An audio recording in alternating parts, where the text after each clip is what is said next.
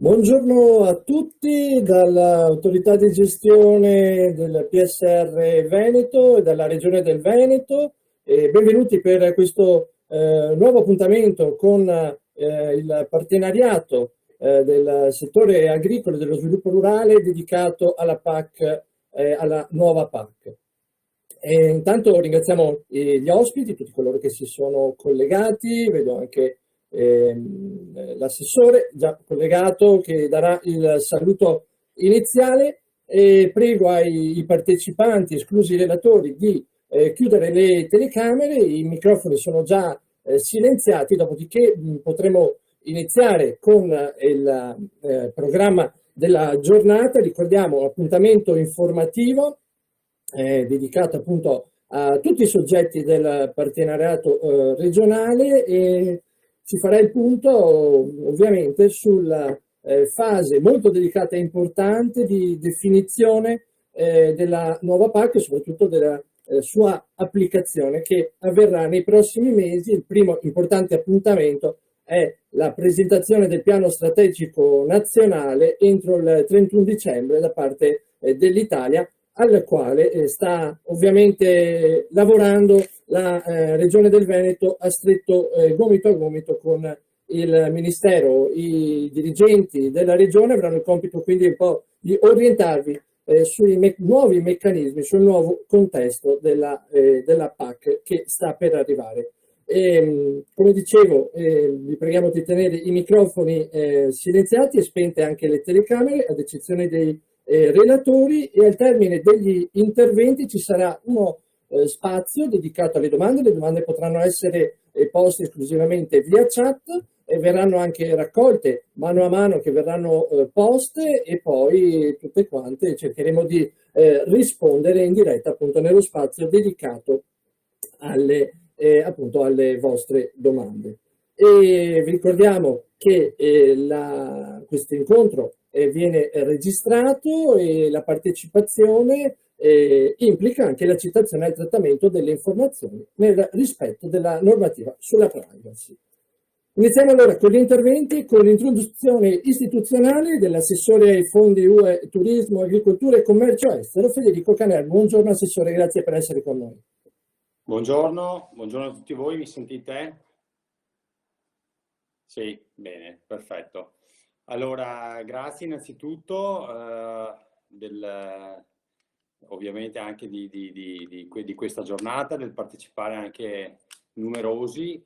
È l'occasione per me di poter fare un attimo il punto della situazione, dato che proprio in questi giorni, in queste settimane, stiamo avendo delle interlocuzioni molto importanti sia all'interno della CPA, che è la Commissione delle Politiche Agricole della Conferenza delle Regioni, che io presiedo in qualità di coordinatore degli assessori regionali all'agricoltura, ma soprattutto con incontri assidui, frequenti, che stiamo avendo anche con il Ministero e con il Ministro in particolare sul tema proprio del nuovo piano strategico nazionale che riguarda tutto il tema dell'agricoltura. Quindi diciamo che sono incontri importanti dove stiamo cercando anche non solo di capire quella che è la strategia a livello nazionale, ma soprattutto cercare di portare il punto di vista delle regioni all'interno di questa programmazione strategica. Programmazione che ci ha visto in sostanza puntare anche i piedi su alcune questioni molto importanti di cappello prima di arrivare ai concetti di dettaglio che magari ora possono più o meno interessarvi, ma principalmente il tema fondamentale riguarda la governance che vogliamo dare a questo piano strategico, quindi l'importanza che le regioni hanno nel loro insieme nella partecipazione alla costruzione di questo piano. Noi abbiamo ribadito più volte al Ministro che le regioni vogliono continuare a avere un ruolo principale importante e quindi vogliamo continuare a essere autorità di gestione. Su questo c'è un confronto serrato, perché ci dicono che con i nuovi regolamenti in realtà l'interlocuzione avviene tra il Ministero e la Commissione europea, con un piano strategico nazionale unico. Noi però abbiamo chiesto di poter creare una cabina di regia dove i nostri piani regionali non solo vengano presi in considerazione a livello centrale e quindi facciano parte integralmente della costruzione del piano, ma anche la possibilità di interagire direttamente a livello europeo come si faceva con la programmazione precedente. Ecco, su questo c'è ancora un po' di dibattito, perché mi dicono che anche altri stati europei si stanno muovendo, in particolare la Germania, che ha una situazione simile alla nostra con i Länder e quindi chiede la presenza del sistema, diciamo, territoriale per poter partecipare. In ogni caso il Ministro ci ha dato rassicurazioni da questo punto di vista e già questo è un tema importante, se non altro relativo al fatto che tutte le richieste che noi abbiamo fatto al momento ci sembrano, gran parte insomma, delle richieste ci sembrano accolte. Come CPA, come Commissione Politiche Agricole, ci siamo riuniti in questi mesi, abbiamo cercato di produrre anche un documento di sintesi nella posizione delle regioni. Ovviamente sapete che l'agricoltura in Italia è fortemente diversificata da area a area, quindi ci sono ovviamente peculiarità specifiche, richieste, esigenze specifiche, di conseguenza è anche difficile su alcune tematiche trovare una posizione unitaria, però devo dire che su molti aspetti siamo riusciti a convergere. Io ho voluto fortemente che ci fosse una posizione unanime della regione, soprattutto su alcune tematiche, in primis appunto quella della governance che ci unisce un po' tutti. La seconda riguarda il tema della richiesta anche di maggiori finanziamenti, perché noi sappiamo che purtroppo la prossima PAC ci vede a livello nazionale avere un meno 10% di risorse sia sul primo che sul secondo pilastro. Quindi su questo noi abbiamo, diciamo, chiesto a gran voce come sistema regionale di trovare le risorse necessarie per venire incontro alle richieste della nostra agricoltura italiana e nel mio caso ovviamente veneta. Ci siamo fatti partecipi anche con i sistemi politici nostri, dato che insomma tutte le regioni appartengono diciamo, alle forze governative che in questo momento governano, e quindi abbiamo dato anche la possibilità al Ministro, abbiamo dato spalla al Ministro per poter puntare i piedi sulla richiesta di maggiori risorse. Perché parlo di maggiori risorse? Perché inevitabilmente nel momento in cui faremo delle scelte importanti sul primo pilastro, e qui ci stiamo muovendo anche per tutelare dei settori che secondo me sono strategici e che rischiano di essere penalizzati, e da qui la volontà in particolare del Veneto e di altre regioni, non solo del nord Italia ma anche del centro-sud, a tutela di alcuni diciamo appunto settori strategici come per esempio la zootecnia, che rischia con la convergenza interna e quindi la riduzione dei titoli e una serie di altre iniziative, rischia di perdere di attenzione. Noi su questo abbiamo chiesto al Ministro che deve nel nuovo piano strategico individuare quelle che sono appunto le priorità che ci vogliamo dare. E su questo noi dobbiamo investire, cioè in maniera chiara noi dobbiamo capire dal prossimo piano strategico dove il Ministero e le regioni vogliono puntare per trovare risorse e accompagnare i nostri agricoltori. Dove non si ritiene che sia strategico vanno utilizzate delle misure cosiddette di exit strategy, di accompagnamento agli agricoltori per, che ne so, eventualmente riconvertire e fare qualcos'altro. Cioè su questo dobbiamo essere molto... Io mi aspetto questo da un piano strategico, cioè che dica quali sono le priorità del paese e nel momento in cui ci crede le sorregga, e dove non ci crede aiuti a un passaggio di riconversione. Sul tema del secondo pilastro sarà fondamentale il tema delle risorse. Ecco, qui c'è un criterio molto importante che finalmente è passato, che è l'abbandono dei cosiddetti criteri storici.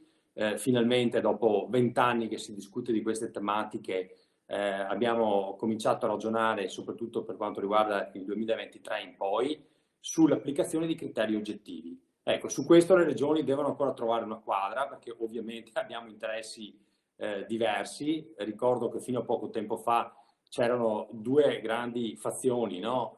15 regioni che chiedevano l'abolizione dei criteri storici e 5-6 regioni che chiedevano ancora, 6 per l'esattezza, che chiedevano ancora il mantenimento del criterio storico. Criterio storico che di fatto è una ripartizione delle risorse senza una gran motivazione, ma semplicemente perché si sono sempre dati quei soldi in passato e si vuole continuare a dargli con gli stessi criteri, pensando che il tema del FEASR sia un fondo che vada a riequilibrare, no, le distorsioni interne a livello paese in agricoltura. Non è così, perché non è un fondo mutualistico. Il FEASR serve per aiutare la competitività delle imprese. Ci sono altri fondi che vanno a ragionare sul reequilibrio territoriale. Penso al FEASR al FESR, scusate, o all'FSE, ma non certo i fondi per l'agricoltura, che invece secondo me devono seguire criteri molto oggettivi, legati anche a quante aziende una regione ha, a quanta superficie agricola ha. Ci sono tanti criteri che si possono applicare. Su questo è giusto ragionare, perché è anche vero che non possono essere criteri che vanno a beneficio solo di alcune regioni, e quindi noi siamo disponibili a ragionare con anche le regioni del sud per appunto individuare dei criteri che possano evitare di penalizzare troppo certe regioni, ma devono essere criteri oggettivi, cioè legati al sistema agricolo nazionale e regionale. Non possono essere criteri storici. Ecco, queste tematiche qua che vi ho detto stanno a cappello di un ragionamento poi che si fa anche nel dettaglio, ma che vorrei evitare di farvi oggi anche per non perdere tempo, legato alle scelte del primo pilastro, no? Quindi tutti gli aiuti, gli ecoschemi che si vogliono fare. Noi abbiamo chiesto che non si facciano troppi ecoschemi, perché altrimenti si va a disperdere anche le risorse, ma di concentrare, ripeto, su alcune azioni ritenute strategiche. Insomma, sono ragionamenti, insomma, di dettaglio che verranno fatti, che però, ripeto, stanno anche, come si può dire, a margine di un ragionamento più ampio che deve essere fatto sia sul primo che sul secondo pilastro, anche in termini di compensazione, perché sappiamo che in base alle scelte che faremo di redistribuzione sul primo pilastro, che voi sapete essere aiuti diretti alle imprese, dovremo tenerne conto quando utilizziamo dei criteri oggettivi per la redistribuzione delle risorse sul secondo e viceversa. Quindi insomma è un ragionamento molto ampio e delicato che si sta facendo. Stiamo cercando anche di correre perché entro il 31/12 questo piano va presentato. Penso che il Ministero debba anche tener conto e anche, se mi permettete, ringraziare il lavoro che le regioni stanno facendo, perché guardate che fino a poco tempo fa, fino a una settimana fa, noi non avevamo una carta in mano relativa a quello che era il piano nazionale.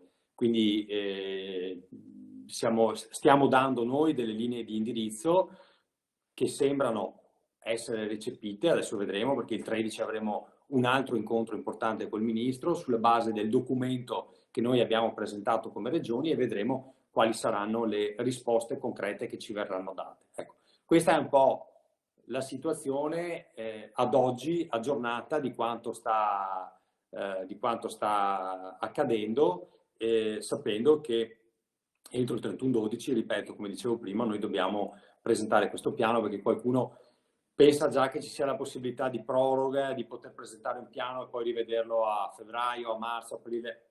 Non è proprio così. Alcuni aggiustamenti di dettaglio si possono fare sicuramente all'interno dei nostri PSR regionali, ma ripeto, il piano va presentato entro il 31/12 con le linee strategiche che devono essere definite, e questo è giusto ricordarlo, ed è giusto correre per far sì che anche noi arriviamo a questo appuntamento preparati. Ecco, poi sul dettaglio, adesso non so come sia l'agenda oggi, l'ordine dei lavori, però insomma Franco Contarin saprà darvi anche indicazioni precise sui bandi che stiamo facendo, sulla nostra prossima programmazione, sul PSR nostri, regionali, e quindi su questo insomma penso che avremo la possibilità di interloquire e di capire anche quelle che sono le esigenze territoriali all'interno, diciamo, della discrezionalità che noi possiamo avere nella gestione delle nostre risorse a livello regionale.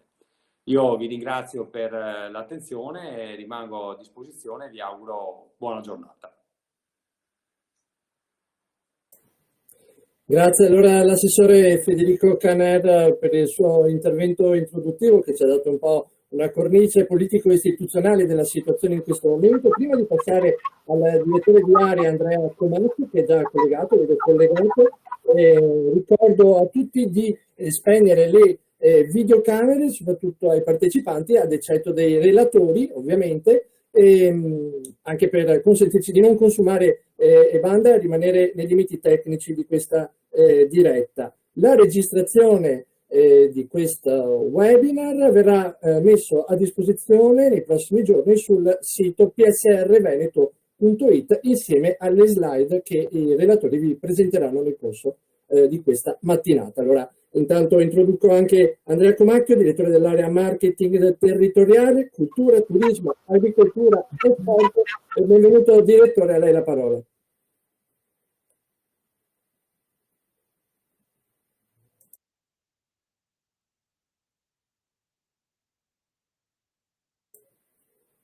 Un attimo, adesso appena, eccolo qua, dovrebbe riuscire a sbloccare il microfono, anche il direttore Andrea Comacchio. Per ora non lo si sente, dovremo magari assisterlo per l'attivazione del microfono.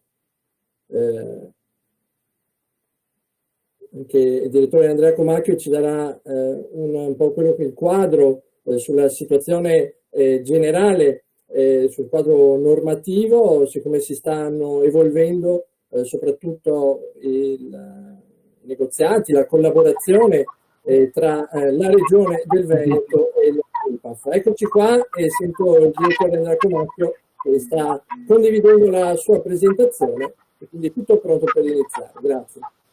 Ci siamo? Ci siamo? Andiamo. Però devo togliere un secondo.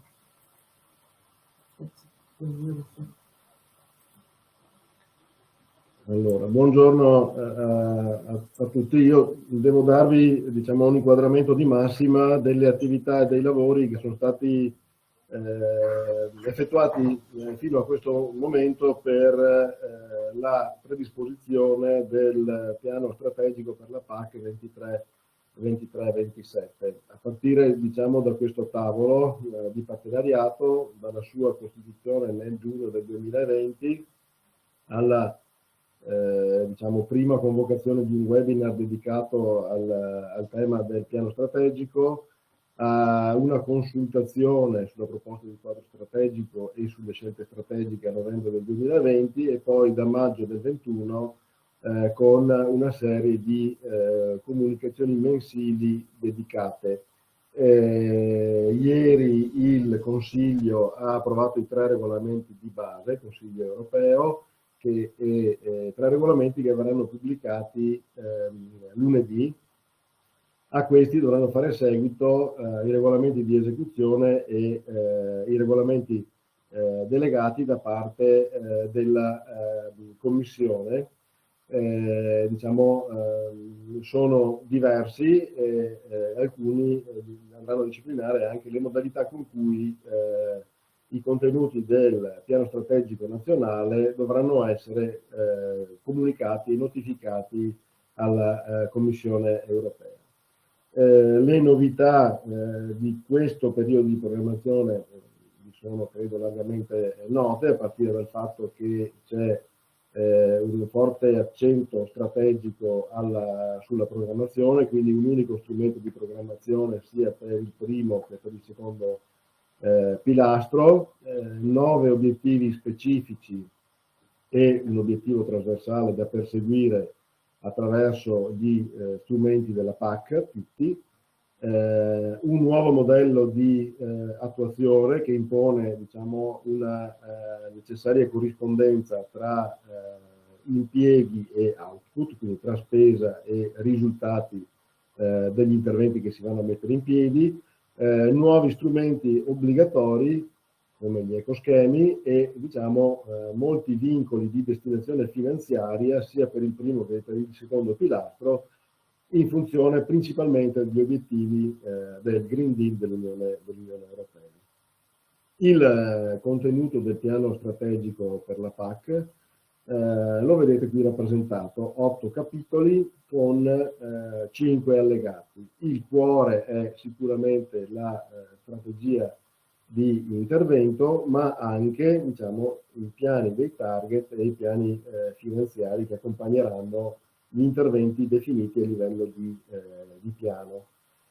Il sistema della governance che deve essere definito e poi una serie di elementi diciamo, e di semplificazione e di modernizzazione della politica agricola comune.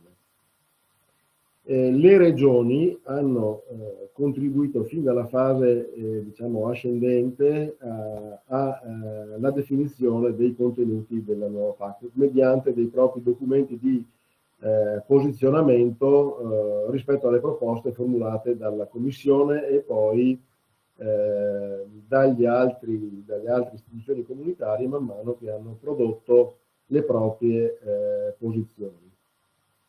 Qui le vedete sinteticamente richiamate sia il posizionamento sulla proposta della Commissione sia sul voto del Parlamento, poi a maggio con un'audizione alla Camera con la richiesta di una ipotesi chiara di governance e con un confronto molto intersorgente, la richiesta di confronto intersorgente sulle scelte preliminari che sono diciamo, fondamentali per l'attuazione del piano.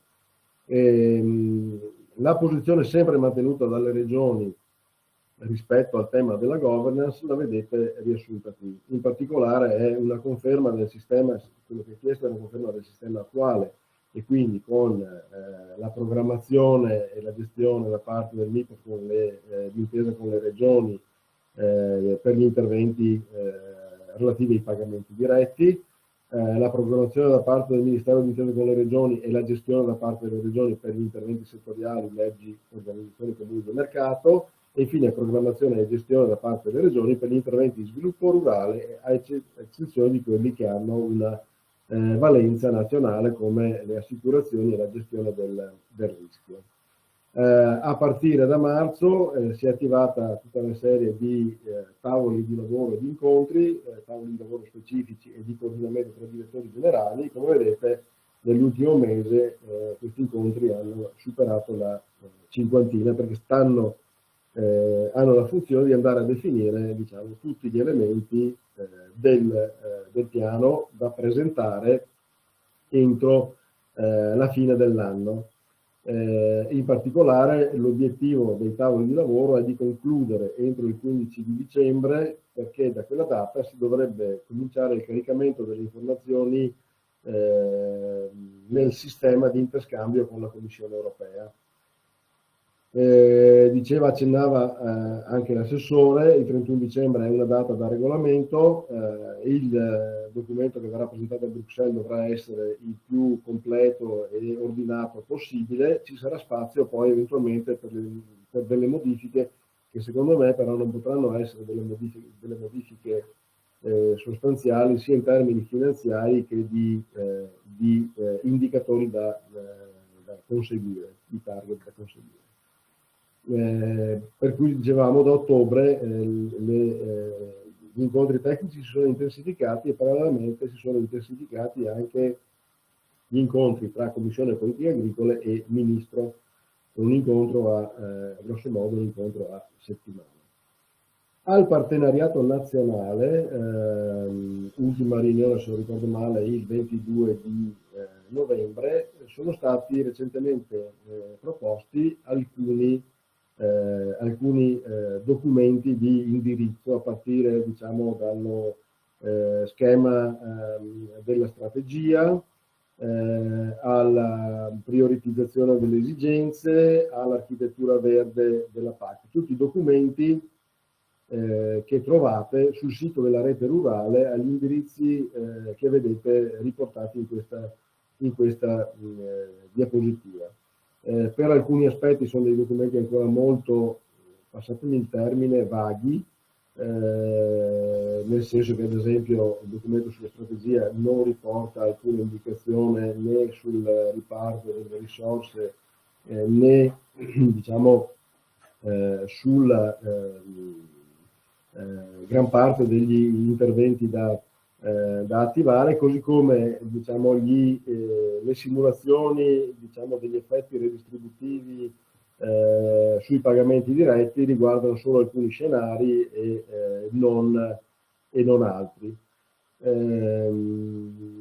Le scelte sostanzialmente da definire porteranno a grandi effetti redistributivi, in primis tra aziende agricole, tra imprese, poi tra settori, perché ci sono settori che hanno dei titoli di valore più elevato e titoli di valore più basso. Da noi tipicamente in Veneto zootecnia da carne e tabacco, perché avevano storicamente i titoli speciali di valore più elevato, altri che hanno valore più basso, ma con riferimento alla convergenza e alle altre componenti dei pagamenti diretti si produrrà un effetto redistributivo tendente, diciamo, all'allineamento al valore medio. Allora, questo è diciamo, un primo sondaggio.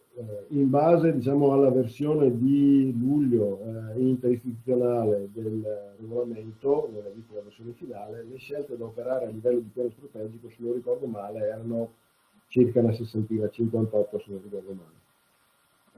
Alcune sono molto rilevanti, altre un po' meno. Sicuramente quella più rilevante è la modalità di realizzazione della convergenza, per cui il regolamento prevede la possibilità di abrogazione dei titoli a partire dal 2023, oppure di realizzare una convergenza parziale all'85% o al 100% nell'anno di domanda 2026, con un approccio progressivo, diciamo, all'allineamento al valore medio dei titoli. Il posizionamento delle regioni è più o meno spaccato a metà, nel senso che poco più di metà è favorevole a una convergenza parziale del 35% al 2006, con l'indicazione di un valore massimo dei titoli all'anno di domanda 2026 a 2.000 euro e con l'introduzione del cosiddetto stop loss, cioè con un limite alla perdita massima di valore del 30%. Il regolamento dice anche di fissare dei valori minimi, oltre il quale non in termini di UBA e di ettari, rispetto a cui non effettuare pagamenti. In alternativa si può optare per un valore minimo, ma le regioni si sono espresse per un valore minimo di 300 euro, posto che l'abbattimento del valore medio dei titoli comporterà un aumento delle superfici che sottendono a quel valore. La proposta del Ministero sembra orientata invece a un valore minimo attorno a 1.000 euro, poi probabilmente l'accordo si troverà su una via mediana. Altra componente obbligatoria è il sostegno redistributivo, il 10% del plafond. Anche questo provocherà, diciamo, un forte effetto redistributivo tra aziende e tra settori. La proposta in questo caso è di premiare fino alla concorrenza della SAU media nazionale, circa 14 ettari. Le regioni poi invece sono staccate esattamente a metà sull'impiego o del metodo puro, che è quello che prevede che siano pagate solo le aziende che stanno sotto come dimensione a quel valore medio, oppure se pagare metà per pagare a tutti fino a 14 ettari, anche a quelli che hanno dimensioni superiori.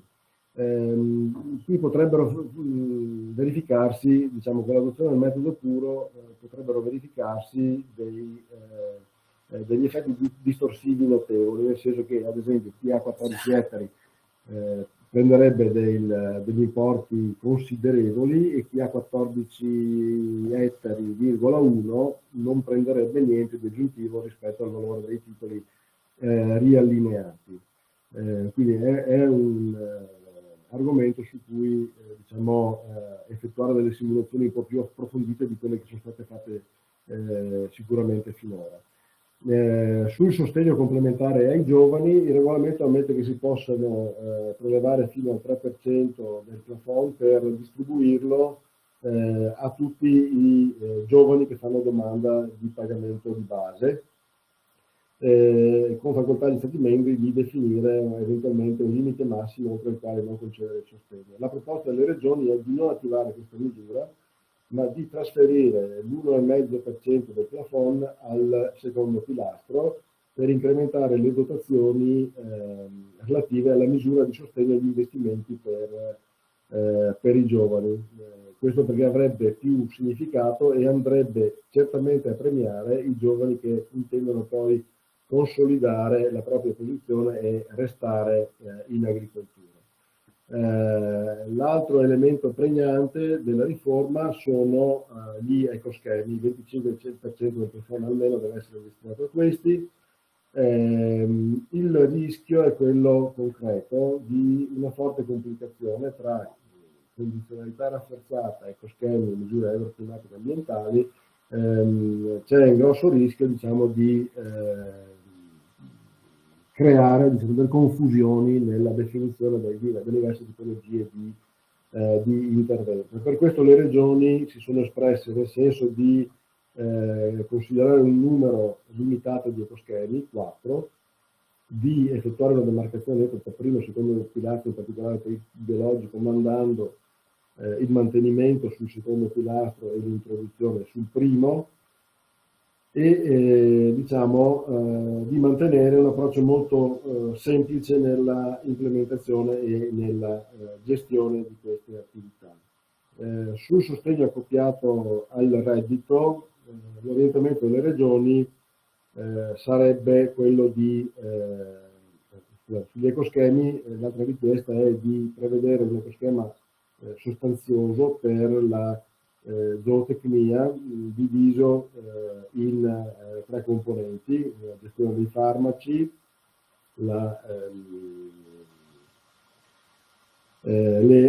gestione delle emissioni e il benessere animale.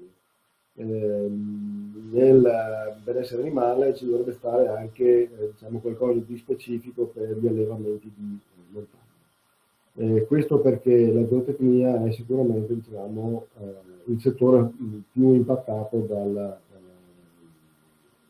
convergenza, dalla riforma in generale. Sul sostegno accoppiato la proposta è di conferma dei settori interessati, anche perché questo comporterebbe ogni movimento rispetto a quel sistema comporterebbe una forte conflittualità tra amministrazioni, e quindi posto che è possibile mantenere quella impostazione, l'orientamento è di tenere quella. In caso di revisione le indicazioni sono di tener conto dei settori più impattati dalla riforma e eventualmente di considerare nuovi settori che non abbiano altre possibilità di intervento. Sulla gestione del rischio, questa è l'unica scelta già effettuata dal Ministero, effettuata nella proposta di legge finanziaria per il 2022, con la creazione del fondo di mutualizzazione, la previsione del suo cofinanziamento e anche la costituzione di una società di gestione di questo fondo.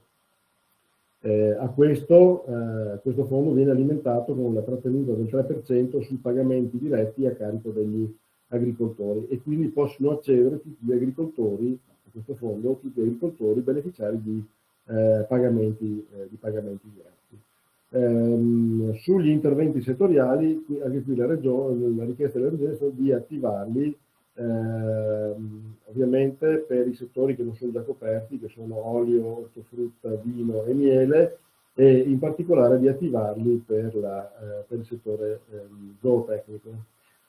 Sulla questione del riparto sul secondo pilastro ha già abbondantemente informato l'assessore Caner, e quindi non perderei altro tempo se non per dire che una questione fondamentale sarà per le regioni l'efficienza nella spesa, perché essendo il piano finanziario nazionale unico, è evidente che anche una volta che io dovessi aver esaurito il mio plafond e qualcun altro sia invece in ritardo di spesa con il rischio di disimpegno della sua quota, io potrei contribuire utilizzando le sue somme ed evitando il disimpegno che si è invece verificato in questo periodo di programmazione a carico di alcuni PSR. Sul modello di governance, anche qui l'assessore vi ha già detto. Chiudo ricordando, diciamo, quelle che sono state le tappe della nostra regione per venire diciamo, una propria proposta inerente all'attuazione della nuova PAC. Si è partiti con la conferenza regionale dell'agricoltura, dove diciamo, è stata condotta di fatto l'analisi di contesto, l'analisi di SWOT, e sono state prodotte 73 schede informative sulle tendenze evolutive dell'agricoltura veneta e diciamo anche l'assetto strategico per i prossimi 10 anni. Sono stati individuati i fabbisogni con 32 fabbisogni e sono stati anche è stato assegnato loro anche un grado di priorità. E infine, con la proposta veneta per il piano strategico nazionale, sono stati individuati 70 interventi e le loro correlazioni con i fabbisogni regionali e gli obiettivi strategici della PAC. Io mi fermerei qui e quindi tornerei la parola ad Alessandro, nostro moderatore. Grazie al direttore Andrea Comacchio, nostro direttore di area, per questo quadro complessivo della situazione, delle scelte strategiche che sono ancora da chiudere. Facciamo adesso invece un focus più specifico appunto sul primo pilastro con il direttore della direzione agroalimentare Alberto Zannoli, che appunto ci presenterà la nuova configurazione dei pagamenti diretti degli interventi settoriali. Mi silenziate? Ah no, posso farlo io. Buongiorno a tutti. Vediamo se condivido. Scusate.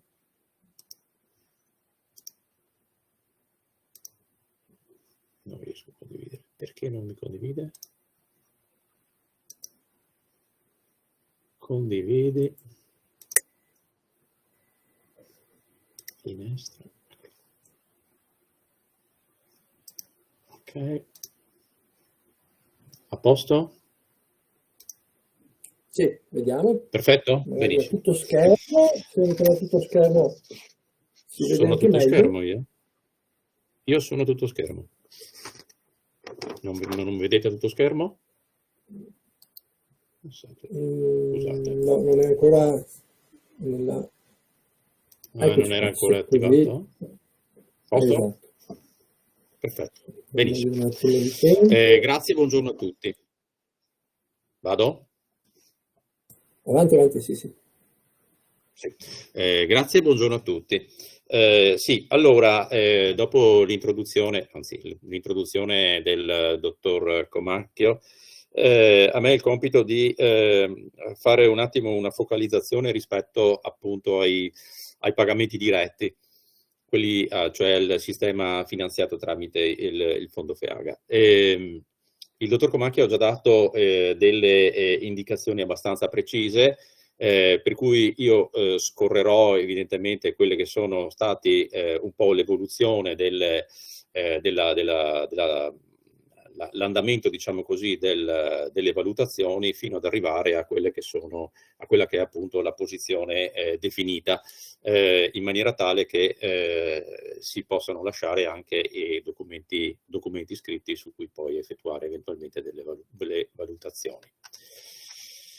Allora, pagamenti diretti, quando parliamo di pagamenti diretti parliamo evidentemente di una serie di supporti e questi sono i supporti in cui si declinano i pagamenti diretti. Abbiamo sottolineato appunto i regimi per il clima, l'ambiente e il benessere animale, che sono tra virgolette la novità rispetto a quelle che sono state evidentemente nella precedente programmazione, ma di questo poi vi spiegherà in maniera più specifica e in maniera più tecnica la collega dottoressa Lazzaro. Scusate, vedete, magari non riuscite a vedere bene, ma altra peculiarità rispetto evidentemente alla passata programmazione è l'inserimento e l'introduzione della possibilità di interventi settoriali in altri settori oltre a quelli già finanziati, come già sappiamo: olio d'oliva, luppolo, vitivinicolo, apicoltura e prodotti ortofrutticoli. Allora, per avere un quadro completo bisogna innanzitutto andare a definire e ricordare quelli che sono i vincoli collegati evidentemente alle allocazioni finanziarie derivate dal regolamento, vincoli minimi ovvero vincoli massimi, e poi evidentemente le risorse che sono previste per l'Italia. Qui è interrompere il dottor Zannol perché c'è un piccolo problema tecnico. Allora, prego. Non stanno scorrendo le slide, dovrebbe gentilmente condividere tutto lo schermo a questo punto in modo tale che si possa vedere anche si possano vedere le successive diapositive. Quindi ci prendiamo un attimo di tempo. Vi ricordo che i prossimi interventi riguarderanno anche ovviamente lo sviluppo rurale con il direttore della DG FEASR Franco Contarin, che appunto farà il punto della situazione sul secondo pilastro, e poi l'intervento della responsabile dell'unità organizzativa Barbara Lazzaro, che invece farà il punto sull'architettura verde, un altro degli aspetti più importanti e più attesi di questa nuova PAC. Ricordiamo che proprio ieri il Consiglio dell'Unione Europea, come già accennato in precedenza, ha adottato i 3 regolamenti base definitivi dopo che il Parlamento il 23 novembre aveva dato la sua approvazione. Quindi il ciclo legislativo europeo si è concluso e quindi si entra davvero ora nel vivo. Nel frattempo vediamo che le slide del direttore Alberto Zannol si visualizzano ora correttamente, per cui adesso gli darei la linea per proseguire nel suo intervento.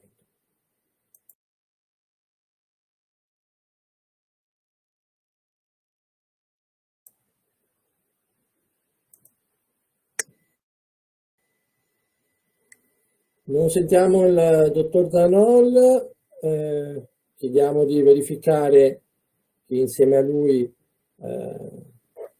l'attivazione del microfono di dottor Zannol per proseguire con la diretta, anche audio. Un attimo di pazienza, c'è ancora un intervento sulle slide. Aveva ricordato anche l'assessore Caner i bandi di prossima uscita del PSR Veneto. Ricordiamo che siamo nel periodo di estensione della vecchia programmazione, sono in partenza bandi per circa 150 milioni di euro, uno sforzo importante. Intanto il dottor Zannol ci sembra pronto per proseguire, gli diamo la linea.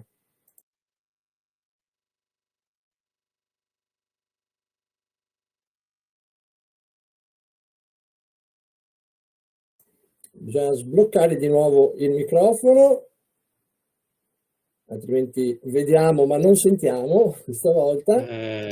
Ok, perfetto. Posso? Perfetto, proseguiamo. Benissimo. Allora, stavo dicendo, dicevamo che appunto il regolamento definisce quelli che sono evidentemente le tipologie di intervento per quanto riguarda i pagamenti diretti. In questa slide sono riportate le diverse tipologie appunto di supporto, con sottolineato soprattutto quella che è la novità rispetto alla precedente programmazione, collegata evidentemente ai regimi per il clima, ambiente e benessere animale, di cui appunto parlerà poi in maniera più specifica la collega dottoressa Lazzaro. Altra novità che anche qui abbiamo sottolineato sta nel fatto appunto che c'è la possibilità di vedere l'utilizzazione dei fondi FEAGA anche per l'aiuto a specifici settori, oltre a quelli già previsti evidentemente dalla precedente programmazione che vedete appunto elencati, appunto interventi anche verso altri settori che dovranno essere definiti appunto dal piano strategico, e quindi con massima, tra virgolette, libertà rispetto evidentemente a quelle che sono le scelte strategiche di ogni Stato.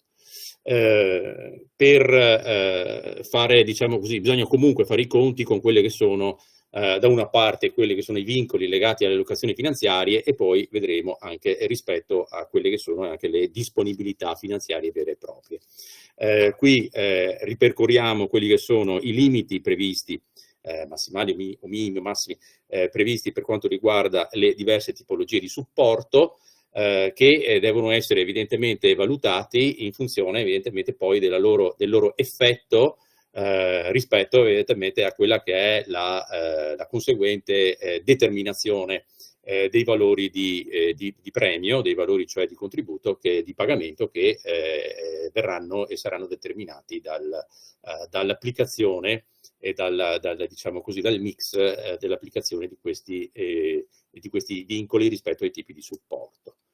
Le risorse rispetto al FEAGA, ricordo che, come ha detto anche l'assessore, hanno subito delle decurtazioni, e questa tabella serve poi, nel caso vogliate andare a rivederla, per vedere e verificare cosa significa in termini assoluti e non in termini percentuali diciamo così, le scelte che sono state proposte dal Ministero e su cui poi si stanno valutando e stanno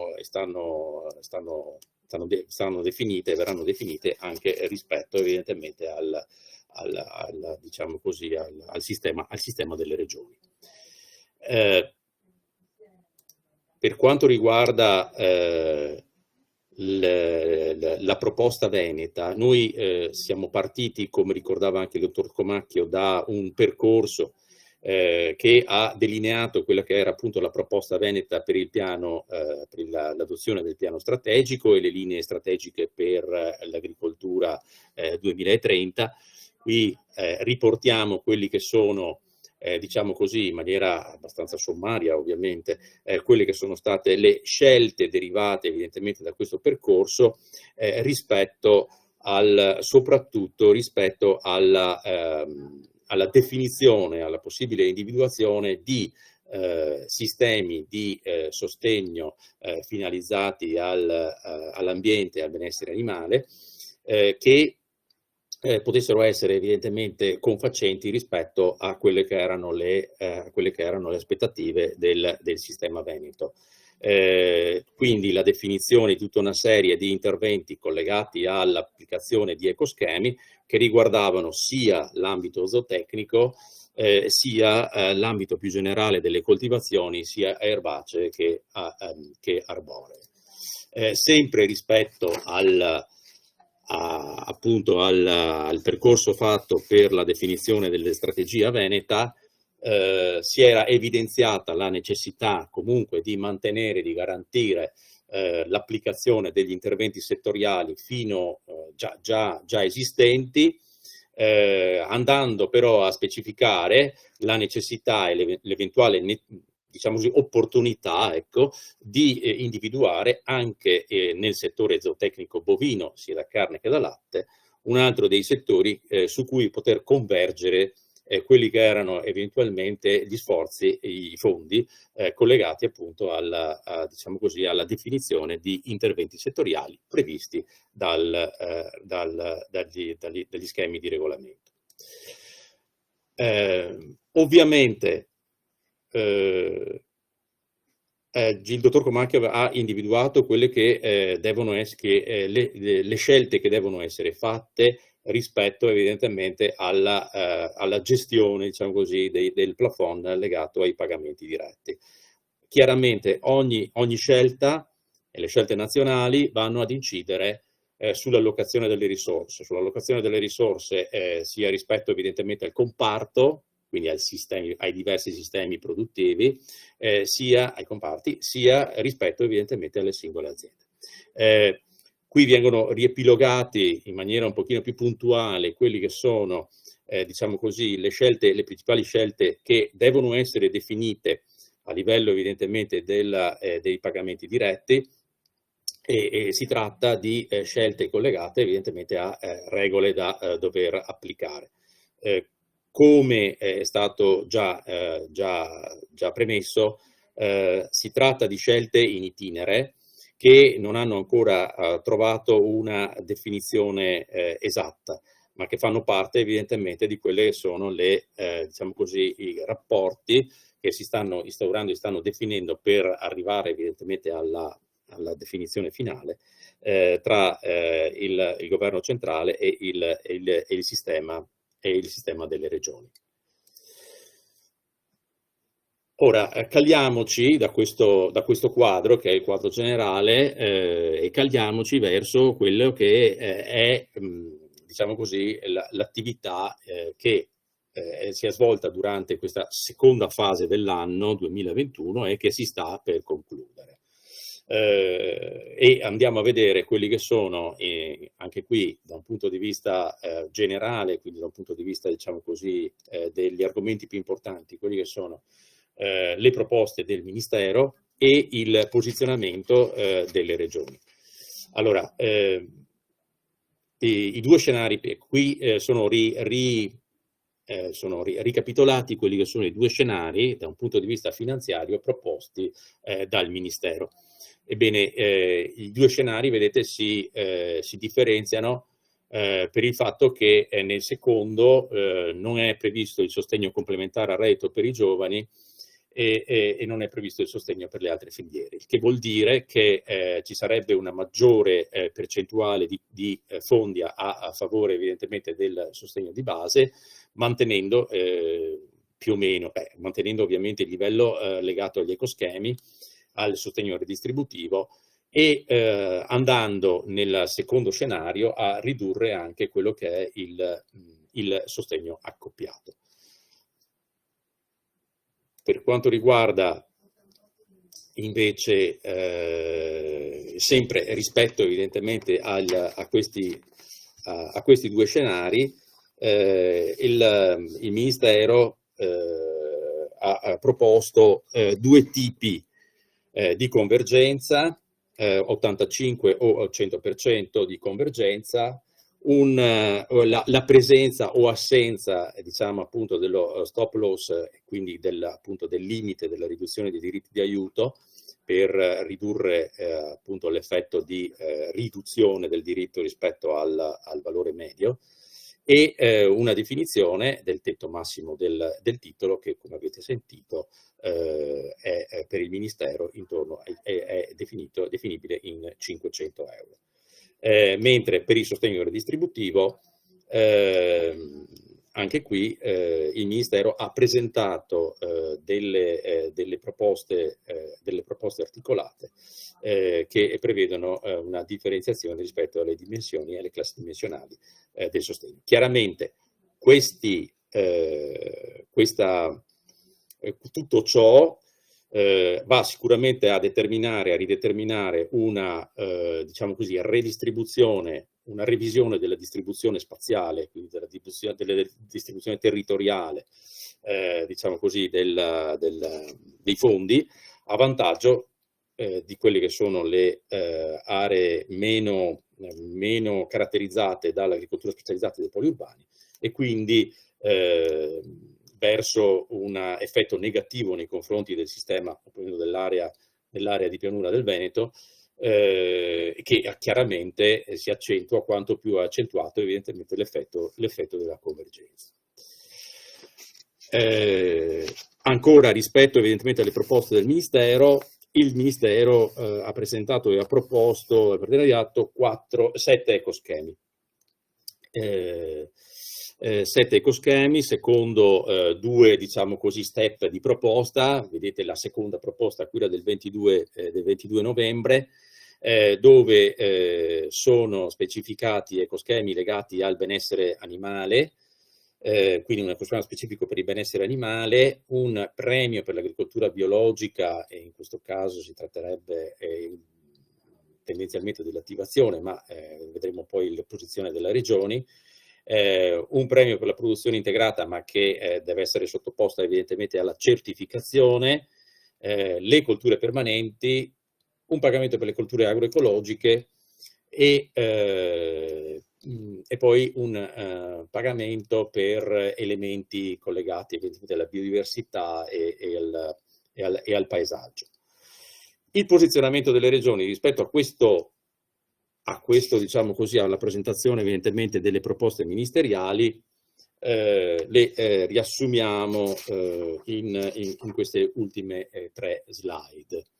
Allora, vedete, abbiamo messo anche i numeri, così avete anche un'idea rispetto evidentemente a quella che è diciamo così, lo stato d'avanzamento dell'accordo, e quindi diciamo così la validità di diciamo così, di questo posizionamento. Sulla convergenza si è favorevoli, 11 regioni concordano sulla convergenza parziale entro l'anno 2026, per cui tutti i titoli devono avere un valore pari all'85% dell'importo unitario medio, un valore massimo, come ha detto anche il dottore Comacchio, individuato e indicato in 2.000 euro ettaro, e comunque l'applicazione appunto dello stop loss. L'importo minimo appunto con dei pagamenti non inferiore ai 300 euro. Sul sostegno redistributivo esiste comunque una situazione diciamo così polarizzata, dove alcune regioni propongono di adottare il metodo puro, quindi pagamento riservato alle aziende che hanno una superficie fino a 14 ettari, e invece le altre 10 regioni un pagamento invece che tenga conto fino ai 14 ettari, ma senza andare a diciamo così, escludere le aziende che hanno una superficie superiore. Come è stato detto, con evidenti conseguenze tra un metodo di applicazione del sostegno redistributivo e l'altro. Per quanto riguarda i giovani, allora anche qui fissiamo la situazione. La proposta è quella di non attivare la misura e di trasferire la quota dell'1,5% del plafond al secondo pilastro a favore di giovani agricoltori. Questo in funzione evidentemente di concentrare l'azione legata ai giovani su interventi strutturati e di sviluppo aziendale, e usufruire anche evidentemente del fatto che l'1,5% che andrebbe nel secondo pilastro gode anche del cofinanziamento. L'1,5% che rimarrebbe all'interno evidentemente del sistema di pagamenti diretti sarebbe, diciamo così, ritornerebbe all'interno del pagamento di base, del pagamento di base, e quindi che arriverebbe quindi ad una incidenza non più del 44%, ma di un 1,5% in più. Quindi a favore evidentemente del pagamento diretto. Gli ecoschemi. Solamente un accenno per quanto riguarda gli ecoschemi. Le regioni intendono limitare il numero di ecoschemi, riducendolo rispetto ai 7 ecoschemi, e andando in particolar modo diciamo così, a individuare, diciamo, a focalizzare le attenzioni su quelle situazioni che hanno una maggiore difficoltà rispetto a quelli che sono gli obiettivi ambientali dell'Unione Europea. Per cui sicuramente la zootecnia, compresa anche la zootecnia di montagna, sicuramente bisognerà considerare il biologico, con però diciamo così, uno spacchettamento con l'introduzione pagata all'interno evidentemente del sistema di pagamenti diretti, quindi in ecoschema, mentre il mantenimento del biologico all'interno evidentemente delle misure di sviluppo rurale. E ancora prevedere un ecoschema per l'inerbimento delle colture permanenti. Interventi, il sostegno accoppiato. Allora, per quanto riguarda questi tre tipi, diciamo così, di interventi, quindi sostegno accoppiato, gestione del rischio, interventi settoriali, che rispetto al FEAGA sono interventi, diciamo così, più mirati rispetto ai sistemi produttivi. Allora, come appunto è stato precedentemente accennato, il mantenimento di quelle che sono evidentemente il sistema attuale del sostegno accoppiato al reddito, ma nel caso in cui non si riesca evidentemente ad andare a definire, a garantire il mantenimento di questo sistema, c'è evidente la necessità di andare a concentrare quelli che sono il sostegno accoppiato rispetto appunto a due settori principali, quindi la zootecnia e l'olio, e eventualmente appunto altri settori che non hanno possibilità evidentemente di accesso ad altri sistemi evidentemente di contribuzione o comunque di aiuto. Sulla gestione del rischio è già stato definito appunto che ci sarà un prelievo del 3% a carico dei percettori di pagamenti diretti, che andrà a cofinanziare quello che è appunto il Fondo Mutualistico Nazionale catastrofale. Gli interventi diretti del FEAGA, quindi gli interventi settoriali, scusate, qui se gli interventi settoriali, le regioni concordano sul fatto di mettere in primo piano la zootecnia, andando a applicare il modello del sistema ortofrutticolo, quindi attraverso la costituzione delle organizzazioni produttori e quindi la definizione dei piani operativi che potranno essere finanziati attraverso appunto il FEAGA. Dopo ci sono altri due settori che sono stati evidenziati, il settore della patata per quanto riguarda evidentemente la patata del consumo fresco e il florovivaismo. Qui l'utilizzazione è del 3%, il che significa in termini assoluti 108 milioni all'anno. Si tratta di una somma che non è una somma diciamo così evidente, ma che comunque deve essere finalizzata assolutamente a fare in modo di incentivare interventi ed azioni che abbiano un effetto catalizzatore e soprattutto moltiplicatore rispetto evidentemente a quelle che sono le necessità del settore, e non sicuramente un semplice effetto di sovvenzione o comunque di aiuto finalizzato a se stesso. Io ho finito e resto ovviamente a disposizione, passando di nuovo la parola al dottor Tomasotti. Grazie. Grazie allora ad Alberto Zanò, direttore della direzione agroambiente. E quindi dal primo pilastro passiamo invece al tema dello sviluppo rurale con Franco Contarino. Qui diamo il tempo adesso di collegarsi e caricare le slide. Intanto vi ricordiamo che è possibile già porre le prime domande nell'area chat di argomenti. Ce ne sono stati già parecchi, di Canal Fuoco ce n'è già stata molta, quindi potete già iniziare a porre le vostre domande, e adesso non resta che dare la parola a Franco Contarin, direttore dell'autorità di gestione del PSR Veneto. A te la parola, Franco. Sì, grazie Alessandro, buongiorno a tutti, buongiorno all'assessore, a Federico Caner, ad Andrea Comacchio e ai colleghi e soprattutto ai rappresentanti del partenariato. Dunque, dopo questa visione complessiva e successivamente focalizzata sul primo pilastro, passiamo a dare conto al tavolo del contesto e di cosa sta succedendo dal lato dello sviluppo rurale. Spero le slide siano visibili, Alessandro confermami. Sì,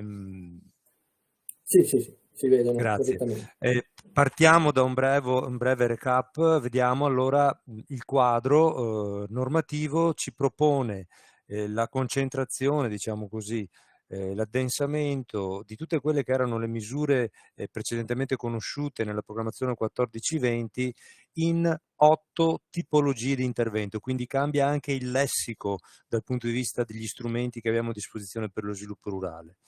8 tipologie di intervento che recheranno al loro interno, le vedete qui riepilogate, si va dagli impegni in materia di ambiente sino allo scambio di conoscenze e alla diffusione dell'informazione, vedete riepilogano ennesimi interventi che verranno sviluppati appunto nel piano strategico nazionale. Diciamo che quello che è assestato in termini di principi di programmazione e su cui si è lavorato molto, l'avete capito, proprio nelle ultime settimane, in questi mesi, in queste settimane a cavallo tra fine ottobre e tutto novembre, diciamo così che la spesa viene verificata e autorizzata, diciamo così, da parte della Commissione europea sulla base della produzione di determinati output fisici, sarebbero i risultati. In qualche modo questo avviene, no? In qualche modo questo avviene attraverso una verifica annuale della performance di questa spesa che deve essere collegata a determinati prodotti. Questo è un primo principio da tenere presente perché, diciamo così, sta impostando quasi geometricamente, direi, il modo di procedere nella stesura dei contenuti degli interventi. Secondo elemento interessante, una batteria di 37 indicatori di output posti dalla Commissione europea con un principio: ogni singolo intervento che confluisce dentro a una tipologia di intervento, delle 8 che vi ho mostrato prima, può essere legato solo a uno degli indicatori di output. Detta così è molto ovvio, molto logico. La traduco volgarmente, praticamente, voi sapete che io sono un praticone, no? Sono uno smanettone. Ci troveremo a dover spezzettare le domande per tipologie di investimento ancorati a un singolo indicatore di output. Tutt'altro che bello nel momento in cui è razionale da un certo punto di vista, nel momento in cui voi mi insegnate invece che un imprenditore pensa a un progetto di sviluppo della sua azienda e in questo progetto mette insieme obiettivi plurimi tra i 9 obiettivi specifici proposti dalla PAC, sicuramente la competitività, la redditività, tematiche ambientali che non sono più solo rivolte al tema ambientale, pensiamo alla sostenibilità delle produzioni, ma determinano invece la capacità di stare sul mercato. Voi capite quindi che dovremo inventarci una modalità per seguire dal punto di vista burocratico, o meglio calmierare queste logiche contabili di cui tanto si bea questo New Delivery Model della Commissione europea, invece con le logiche imprenditoriali e di valutazione di un progetto che sono un pochino meno cervellotiche e meno burocratiche. Terzo punto. La dotazione di un determinato intervento deve concorrere al raggiungimento di un unico obiettivo, quindi capite anche, ecco qua, altro elemento che complica in termini poi gestionali pratici come potremmo gestire dal lato di domande che siano effettivamente semplificate e che non parliamo di semplificazione intendendo invece sempre un aumento del livello di complessità e l'aumento dell'entropia della complessità. Ultimo punto, appunto, abbiamo 44 indicatori comuni di risultato. Anche questi stanno ispirando la stesura ovviamente di queste schede intervento perché per ogni indicatore di risultato vanno indicati poi target intermedi annuali e target finali più interventi programmati per raggiungerli. Diciamo così che siamo di fronte a un esercizio di sovietica memoria, nel senso che la Commissione europea chiede che dentro il piano strategico della PAC sia sviluppato con una ventilazione quinquennale non solo la spesa, ovvero l'aiuto che viene dato per ogni intervento, ma anche la frazione di indicatore di target intermedio che ci permette di arrivare poi al target finale al 2027.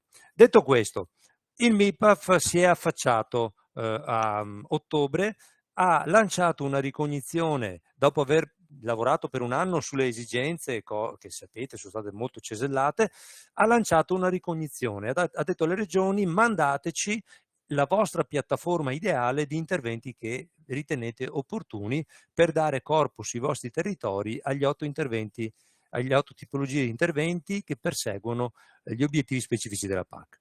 La raccolta ha raccolto più di 1000 proposte, cercando i denominatori comuni, ne sono usciti a oggi 75 interventi che vedete riportati qui come numeri.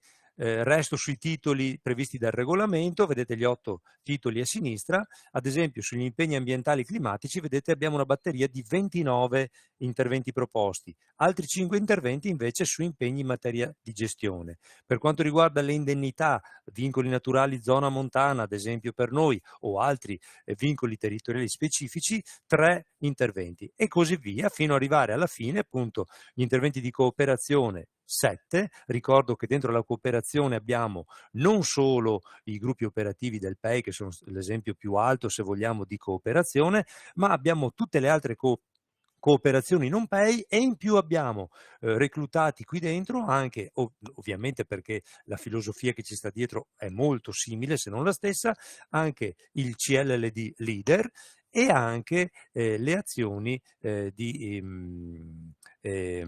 scusate, mi sta sfuggendo un'altra azione, ma appena me la ricordo ve la dico. Arriviamo poi alla fine delle misure che sostengono l'ACHIS, questo nuovo acronimo che sintetizza appunto il trasferimento delle conoscenze e la diffusione. Vedete 6 interventi. Qual è stata la scelta proposta dal MIPAF dopo un lungo confronto ministero-assessori? E cioè quello di prevedere che per lo sviluppo rurale si scelga l'opzione consentita dal regolamento di definire interventi nazionali, quindi troveremo un intervento nazionale con degli elementi regionali. Poi capirete come pensiamo di gestire questa cosa. E quindi ci si è messi all'opera secondo questo modello. Va precisato però che abbiamo anche alcuni interventi solo nazionali, cioè senza elementi regionali, ed è la presenza di elementi regionali che prefigura che poi la gestione, la programmazione e la gestione di questi interventi sarà regionalizzata, così come sperimentato nella programmazione attuale. Dicevo, alcuni interventi invece avranno solo gestione nazionale e sono esattamente questi che riportiamo qui, ovvero l'evoluzione della già misura 17 di questa programmazione, cioè gli interventi sulla gestione del rischio. Su questo è vero che ci sono delle spinte critiche, soprattutto dalla regione Campania, da parte della regione Puglia, che premono addirittura per una regionalizzazione di questi strumenti.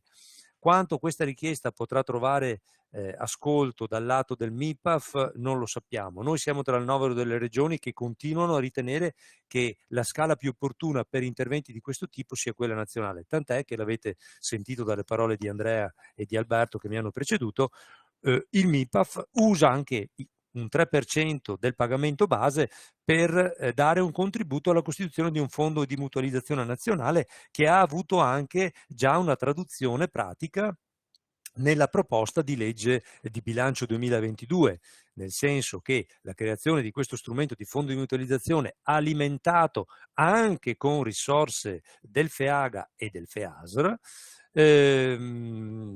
come dire, è il fulcro attorno al quale si parla di si attuerà una più ampia rivisitazione di quello che è lo strumento principale, il decreto legislativo 102 che abbiamo in agricoltura per la gestione del rischio appunto nel settore agricolo. Ovviamente qui abbiamo riportato una breve descrizione di come dovrebbe strutturarsi questo fondo mutualistico, proprio tratta dalla recentissima intervento che ha fatto il Ministro presentando questo strumento alla Commissione Agricoltura del Senato. Mi pare sia stato proprio o ieri o l'altro ieri, insomma, ecco, al mattino. Vedete che la cifra è importante, parliamo di costituire un fondo con una dotazione di almeno 350 milioni di euro all'anno che ovviamente va a integrare l'azione delle assicurazioni rispetto a quelle calamità catastrofali che mediamente negli ultimi anni si attestano per quanto riguarda il rurale italiano, inteso come produzioni agricole e non solo, a 1,5 miliardi di euro. Quindi un'incidenza abbastanza significativa, la prova poi delle verifiche effettive dell'esborso del danno, per capirci, laddove in questi anni invece si viaggia sempre con entità molto più risibili, non certo attorno al 50% del danno, ma a livelli 10%, 5%. Dunque, si è fatta questa ricognizione, si è fatta questa sintesi, vediamo come, diciamo così, ci stiamo rapportando noi. Andrea ricordava i riferimenti fondamentali dell'azione svolta dalla Regione Veneto, soprattutto in quest'ultimo lasso di tempo, perché nel lasso precedente, l'avete capito, per 1 anno e mezzo si è cincischiato, nel senso che le attività, le macchine erano spente, abbiamo avuto quell'iniziativa spontanea noi in Regione Veneto che molti di voi hanno partecipato, e cioè la costruzione proprio del quadro strategico. Ci siamo preparati e ne abbiamo fatto riferimento. Quindi i 49 interventi di sviluppo rurale che emergevano dalla proposta Veneta e piano strategico, noi li abbiamo consegnati al MIPAF in questa ricognizione. Di più, li abbiamo esplosi ciascuno, arricchendoli di tutta una serie di elementi descrittivi necessari a collocarli dentro il tipo di intervento pertinente, a scegliere l'output, gli indicatori pertinenti. È successo in questo esercizio che alcuni interventi che come partenariato avevamo visto unitariamente li abbiamo dovuti spacchettare perché come dire, quel contenuto era così ricco che investiva 2 degli interventi proposti dal MIPAF. Ecco qui un'altra sintesi che dà la visione d'insieme. Non avevamo solo i 49 interventi di sviluppo rurale, ma tutto ciò di cui ha già parlato anche Alberto, di cui parlerà dopo Barbara. Questa è l'incastro dei nostri 49 interventi rispetto agli 75 interventi proposti dal MIPAF, per ciascuno sempre per gli 8 tipi di intervento possibili. Vedete 14 interventi sugli impegni agroclimatico-ambientali in materia di gestione, un intervento per le zone svantaggiate, l'indennità compensativa per la zona montana, 3 interventi per gli svantaggi territoriali specifici, 14 interventi i varie forme degli investimenti. Qui dentro ci sta tutto: l'investimento dell'azienda agricola, l'investimento per il risparmio irriguo, gli investimenti all'interno della filiera agroalimentare e così via, l'insediamento giovani, 0 strumenti di gestione del rischio perché facciamo riferimento agli strumenti proposti a livello nazionale, 5 interventi di cooperazione, 6 per l'ACHIS. Come si sta lavorando alla costruzione di queste 75 schede? Il MIPAF ne sta supportando, coordinando direttamente la stesura di una gran parte, direi più grosso modo la metà. Per metà ha chiesto un supporto sostanziale da parte delle regioni, ovvero ciascuna regione è stata invitata a farsi carico di più schede, della stesura di più schede, elaborandole insieme anche a altre regioni e poi consegnandole al MIPAF, che si fa carico di convocare, in teoria si fa carico di convocare un incontro in plenaria in cui tutte le regioni nell'arco di una mattinata o di un pomeriggio visionano la proposta di scheda, la emendano e consegnano poi le osservazioni. Alla fine, e la fine sarà la settimana entrante, il MIPAF si è riservato una fase di assestamento di tutte le schede finora elaborate. Il calendario prevede che gli ultimi incontri di messa a punto di queste schede sia prima del 15 di dicembre. Questo fatto ci porta subito in luce un tema, un problema. Scusate, torno indietro, vedete la frase sotto, cioè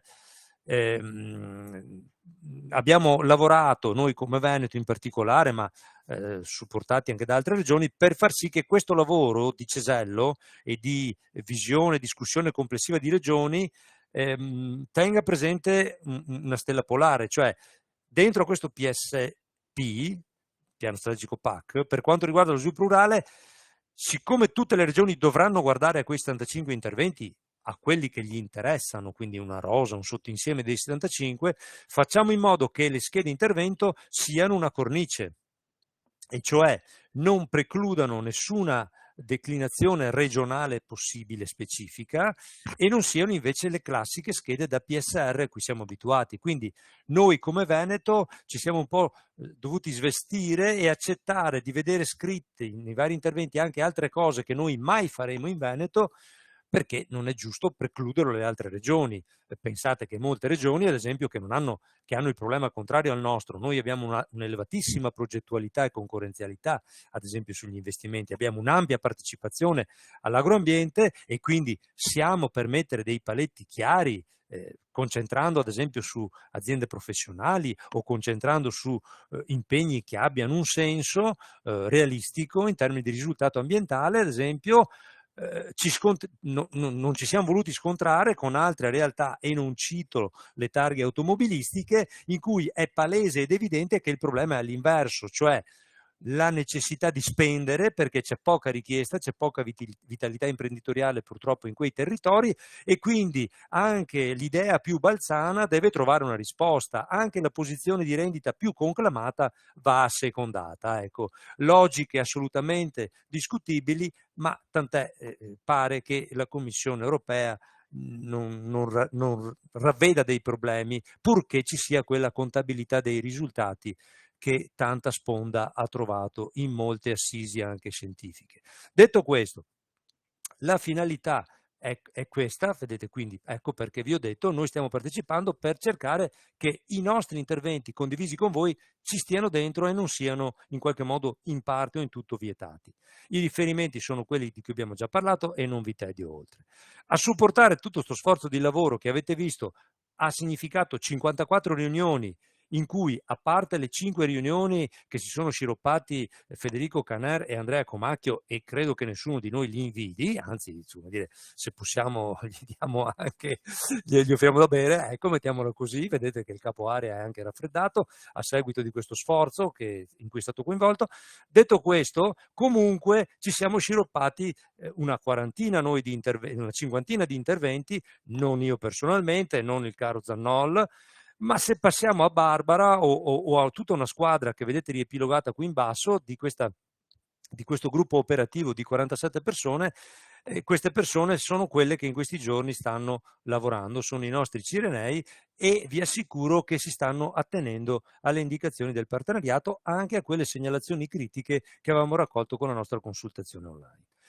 Ecco qui un po' la sintesi dei vari documenti che nei vari momenti dell'anno che abbiamo alle spalle, e in particolare molto ricca alla fine, abbiamo trasferito al MIPAF per consegnare, diciamo così, nel modo dovuto e di volta in volta richiesto, i contributi del Veneto basati su quei documenti che ho citato poc'anzi. Detto questo, quali sono le questioni aperte? La governance, l'ha già ricordato l'assessore. La governance prevede questi ruoli, li cito qua, vedete, non li dico neanche a voce, li leggete. C'è un problema, uno snodo di programmazione, noi stiamo prefigurando, insieme ad altre regioni che ci danno una mano su questo, più attive di altre, la redazione di programmi regionali di sviluppo rurale che non sono altro che un complemento, una declinazione regionale del PSP. PSP è l'acronimo, per non stare là ogni volta a dire Piano Strategico Nazionale della PAC 23-27, ok? Bon. Ovviamente dovremo lavorare, e qui c'è un gruppo di lavoro che sta studiando come si lavora con questi indicatori di output, di risultato e di target per capirne come uscirne, sulla governance. Il ministro, l'assessore Caner l'ha citato ampiamente perché è un suo cipiglio, diamone atto e merito. Abbiamo sviluppato questa ipotesi, quindi vedete c'è un livello politico indiscusso che dà l'indirizzo politico a cui fa da controaltare una prima struttura strategica composta dal capo dipartimento del MIPAF, il dottor Blasi, e dai direttori regionali per il Veneto, il dottor Comacchio, e gli altri 20 sparsi nello stivale. Questa guida strategica è il cuore del sistema, perché dà gli indirizzi operativi, qui strategico-operativi, per la DG nazionale su tutto il pacchetto che le compete, quindi primo pilastro e interventi, poi lo vedremo dopo, anche gli interventi nazionali di sviluppo rurale, quelli di gestione del rischio, e a sua volta questo livello dà gli indirizzi al coordinamento degli organismi pagatori, e poi gli organismi pagatori continuano a fare gli organismi pagatori, cioè a controllare e a pagare. Questa è la prima colonna. Seconda colonna di gerarchia: esiste un coordinamento delle autorità di gestione per la parte sviluppo rurale, quindi la DG nazionale, perché gestisce le misure di gestione del rischio, e le ADG regionali, che hanno in mano il governo dei cosiddetti PRSR di competenza, che racchiudono gli interventi regionali di sviluppo rurale. Questa è l'ipotesi che giusto l'altro ieri, appunto, come ricordava l'assessore Caner, ha consegnato al Ministro. Vedremo la risposta.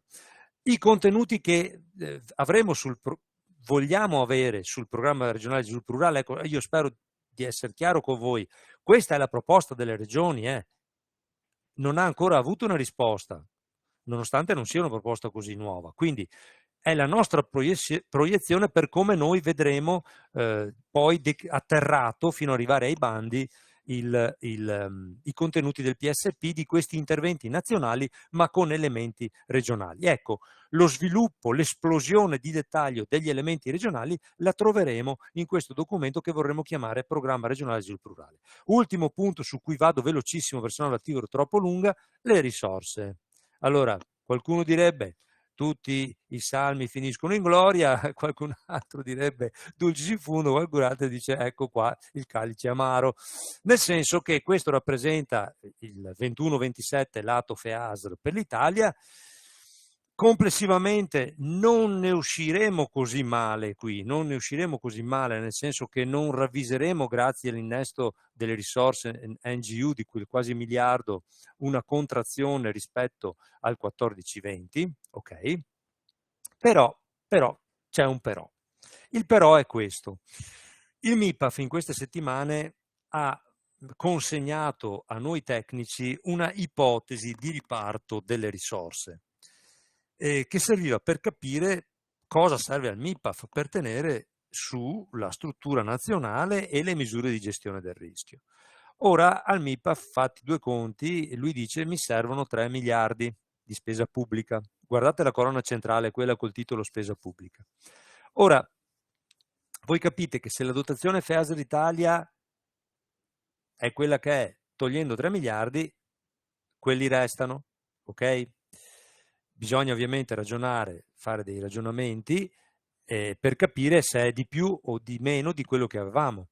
Allora, per fare questo ragionamento e capire se e quanto preoccuparci, come diceva l'assessore Caner, abbiamo provato a sviluppare la spesa media gestita dal MIPAF o gestita dalle regioni, con i propri PRSR in questo caso, per i prossimi 5 anni, 23-27.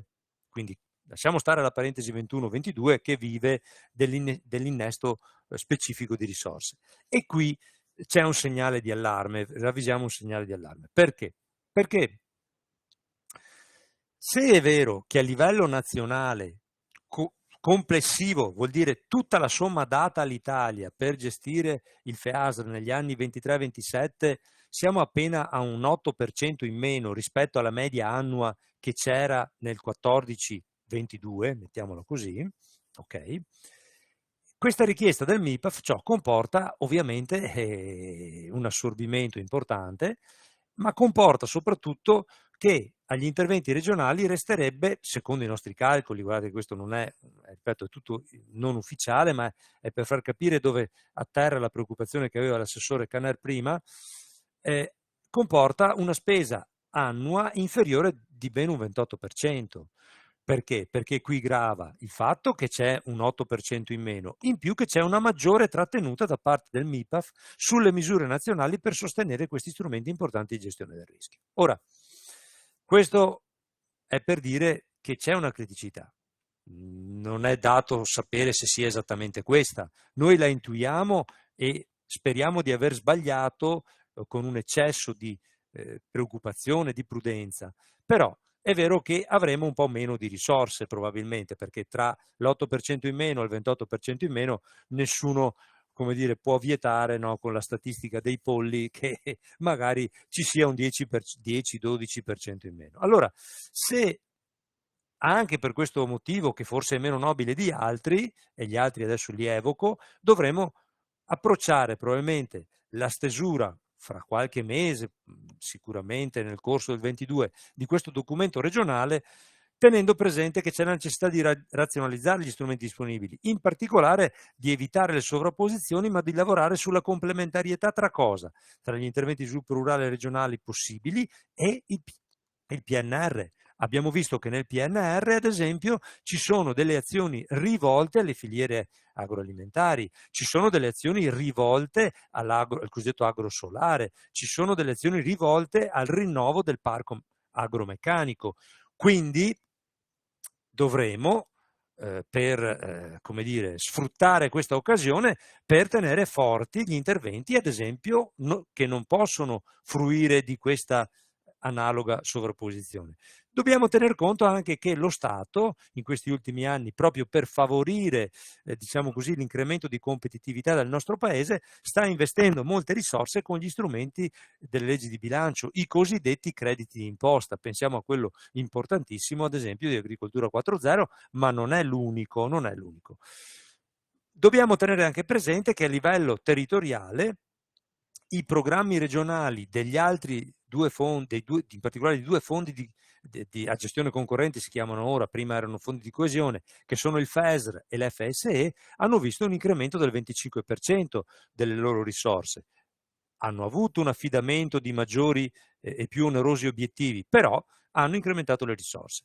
Quindi tutto questo va portato a razionalità per consentire anche in un quadro con risorse a valori nominali e a maggior ragione a valori reali inferiori al passato, al recente passato 14-22, di avere comunque massa critica sulle priorità che ci ha consegnato proprio la Conferenza dell'Agricoltura e del Partenariato. Gli strumenti saranno quelli della demarcazione tra spese ammissibili o interventi ammissibili e saranno quelli eventualmente anche di una ridefinizione con limature eventuali dei livelli dell'intensità di aiuto, ma questo è un discorso, come dire, che io mi permetto di lanciare lì, di provocarvi.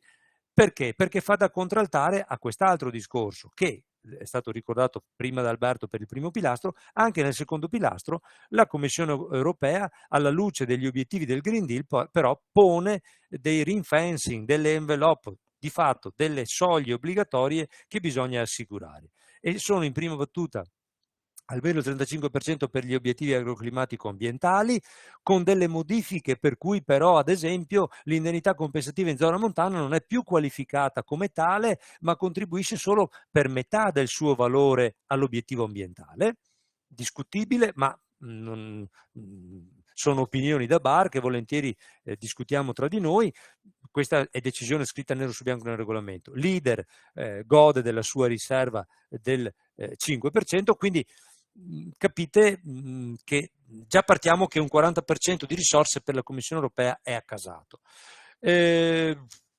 Potrebbe essere anche più del 40%, perché poi l'articolo 105 del regolamento, lo leggerete, fa tutta un'elucubrazione sul fatto che bisognerebbe avere impegni almeno pari a quelli del 14-22, quindi sembrerebbe di più. Insomma, capite la difficoltà di far stare insieme i vecchi obiettivi, la vecchia formulazione degli obiettivi del Trattato di Roma, articolo 39, con questi legittimi, doverosi orientamenti verso, diciamo così, la decarbonizzazione dell'economia, la transizione ecologica posti dal Green Deal. Le prossime attività, e veramente chiudo, non vi stresso più, lavoreremo per completare, avete capito, nelle prossimi giorni e notti, entro il 15 dicembre, le schede di interventi di sviluppo rurale.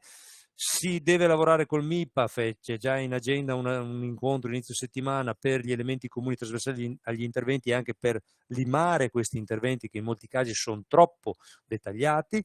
Va definita la governance e noi come Regione abbiamo presentato una piattaforma.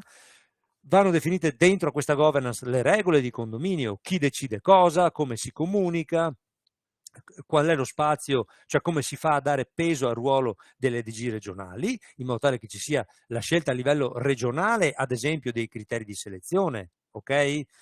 in modo tale che se ci serve una modifica a un intervento non si debba ascoltare 23 soggetti, ma se mi serve quella modifica come regione devo poter portare alla Commissione europea la mia esigenza di modifica. Okay? Questi sono i temi che poi hanno traduzione molto concreta. Adesso sono fumosi, ma poi ribaltano sullo spazio che voi sapete di flessibilità possiamo avere in fase attuativa.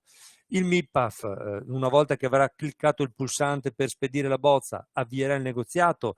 Sarà un negoziato simile al precedente, ve lo dico già, e cioè arriverà la cosiddetta, non mi ricordo più come si chiamava, comunque arriverà la nota con tutti i dubbi, le considerazioni, le domande, le prescrizioni della Commissione europea, che una volta che si è letta la proposta di piano strategico. Ok?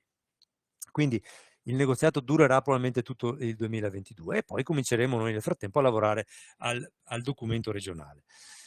Le grosse incognite, l'ha detto l'assessore, e quindi chiudo citandolo: i criteri di riparto, di assegnazione delle risorse. Io dico agli interventi nazionali e ai programmi regionali, perché c'è un primo step lì, e poi ovviamente c'è il tema diciamo così complessivo, per cui anche la partita diciamo così delle assegnazioni FEASR non è così indifferente rispetto alle scelte sul primo pilastro. Grazie e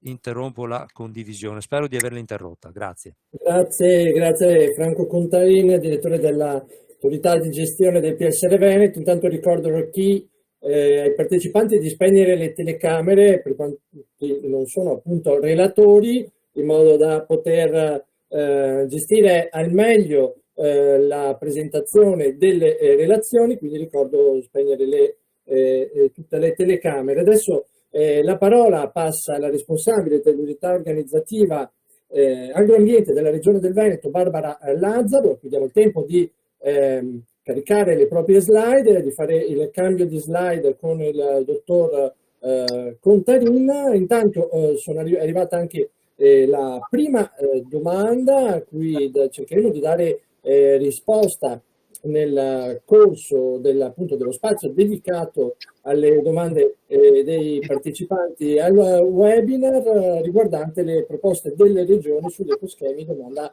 posta da Renzo Cavestro di Confagricoltura. Intanto Barbara Lazzaro è prontissima, grazie Barbara, a te la parola per il tuo intervento. Grazie, buongiorno a tutti, chiedo conferma che si veda lo scorrimento. Sì, funziona. Buongiorno a tutti, quello che cercherò di illustrarvi in un quarto d'ora, non di più, è sostanzialmente come è composta adesso con la nuova PAC, l'architettura verde, e soprattutto cercare di trasmettervi questo messaggio, cioè che si tratta di un sistema di regole e di strumenti che comunque hanno bisogno di essere valutati da parte degli agricoltori che aderiranno alla nuova PAC, soprattutto nei termini delle scelte che dovranno fare anno per anno e dei comportamenti sia ambientali che gestionali che dovranno assumere. Questo perché sostanzialmente è stato ben illustrato da chi mi ha preceduto che sostanzialmente con questa nuova PAC vengono introdotti sostanzialmente due tipi di livelli di impegni volontari, entrambi facoltativi, quello degli ecoschemi e quello dei pagamenti agroclimatico-ambientali, che fanno riferimento a due pilastri distinti, ma che sostanzialmente devono essere finalizzati a ridurre entrambi tutta una serie di pressioni ambientali che sono state indicate da direttive diverse per il settore primario, devono essere funzionali a rafforzare la custodia del territorio, che è patrimonio dell'attività degli agricoltori europei, devono anche permettere di garantire che quello che viene realizzato all'interno del contesto territoriale sia funzionale agli obiettivi di avere degli ecosistemi sani, degli ecosistemi resilienti al cambiamento climatico in corso, ed essere comunque funzionali e benefici per la collettività. In tutto questo ci muoviamo all'interno di un quadro in materia di ambiente e clima che è quello che è stato rafforzato anche dalla strategia Farm to Fork e dalla strategia sulla biodiversità, perché all'interno di questo insieme di strumenti si deve concorrere al raggiungimento di quegli obiettivi in termini di riduzioni di input, ma anche in termini di incremento, ad esempio, di quello che è il contesto delle adesioni ai regimi biologici.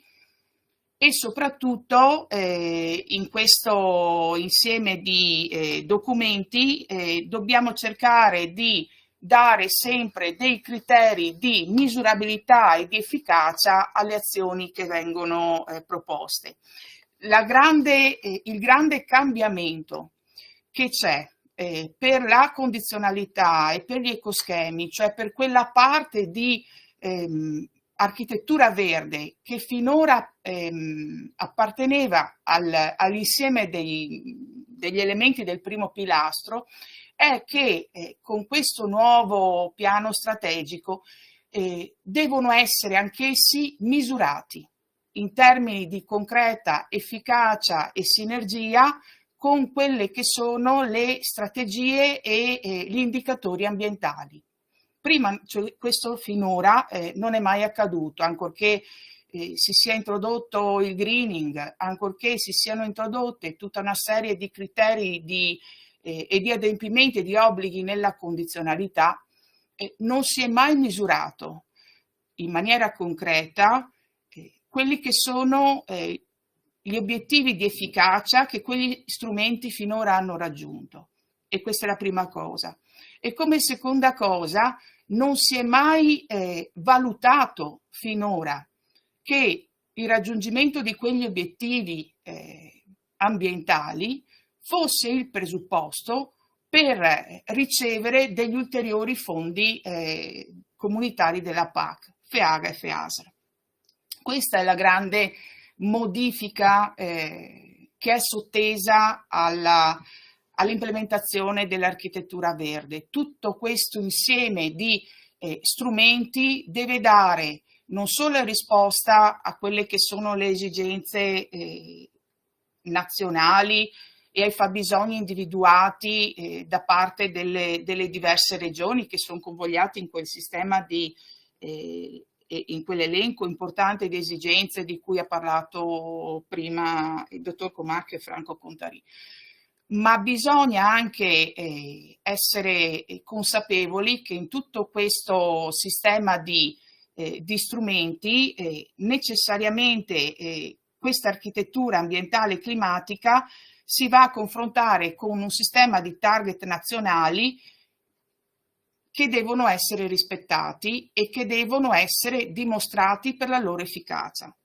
Ecco che insieme alla condizionalità, dentro alla condizionalità, dentro agli ecoschemi e dentro alle nuove proposte di interventi agroclimatico-ambientali, deve essere completa la sinergia e la coerenza con tutte le direttive che sono di supporto alla stesura del piano strategico e che sono vincolo operativo per la stesura del piano strategico. Parliamo della direttiva per l'uso sostenibile dei fitofarmaci, parliamo della direttiva quadroacque, di tutte le disposizioni e direttive che definiscono la rete Natura 2000, la direttiva nitrati, la nuova legge sul clima e l'ambiente, le direttive sulla qualità dell'aria, sui gas serra e tutte le direttive che identificano l'efficienza energetica e le fonti rinnovabili.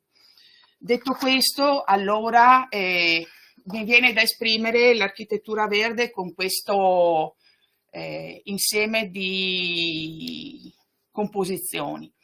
L'architettura verde è data da una condizionalità rafforzata che è la base che deve essere superata e deve essere sinergica e riconosciuta per poter percepire un aiuto in termini di ecoschema, ma anche per poter percepire un qualsiasi aiuto in termini di impegno agroclimatico ambientale. Ma l'architettura verde si compone anche di tutti quelli che sono gli investimenti non produttivi che già conosciamo dalla passata programmazione e anche degli investimenti produttivi finalizzati al clima e all'ambiente che sono caratteristici di questa programmazione.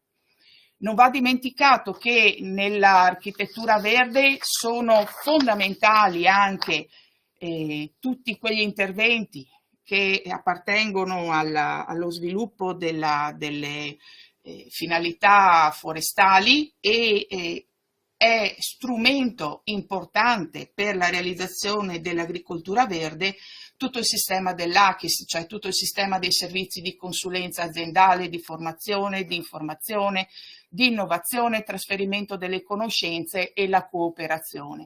La cooperazione è trasversale a tutte queste attività per quanto riguarda gli interventi agroclimatico-ambientali, gli investimenti produttivi e non produttivi.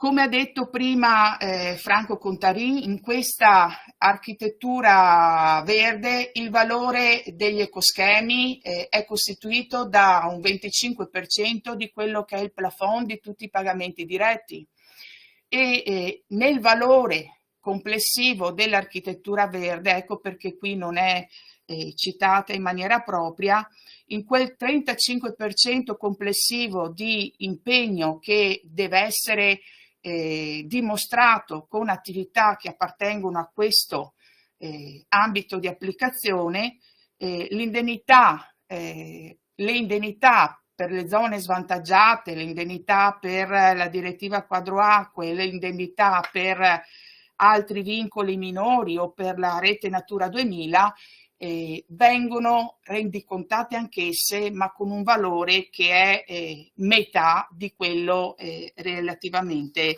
effettivamente rendicontabile. L'architettura verde motiva un passaggio dall'attuale programmazione, dove parlavamo di greening, a una serie di regole che diventano elemento portante della nuova condizionalità rafforzata. Prima nel greening e ancora adesso per l'anno in corso e l'anno prossimo si parla di impegni di diversificazione delle colture, di mantenimento dei prati permanenti e di realizzazione di zone EFA. Questi impegni diventano parte della condizionalità rafforzata. Che cos'è? Che significa questo? Significa che se prima all'interno del greening avevo delle esenzioni chiare, vi ricordate tutti, parlavamo di settore biologico come un settore ipso facto greening, no?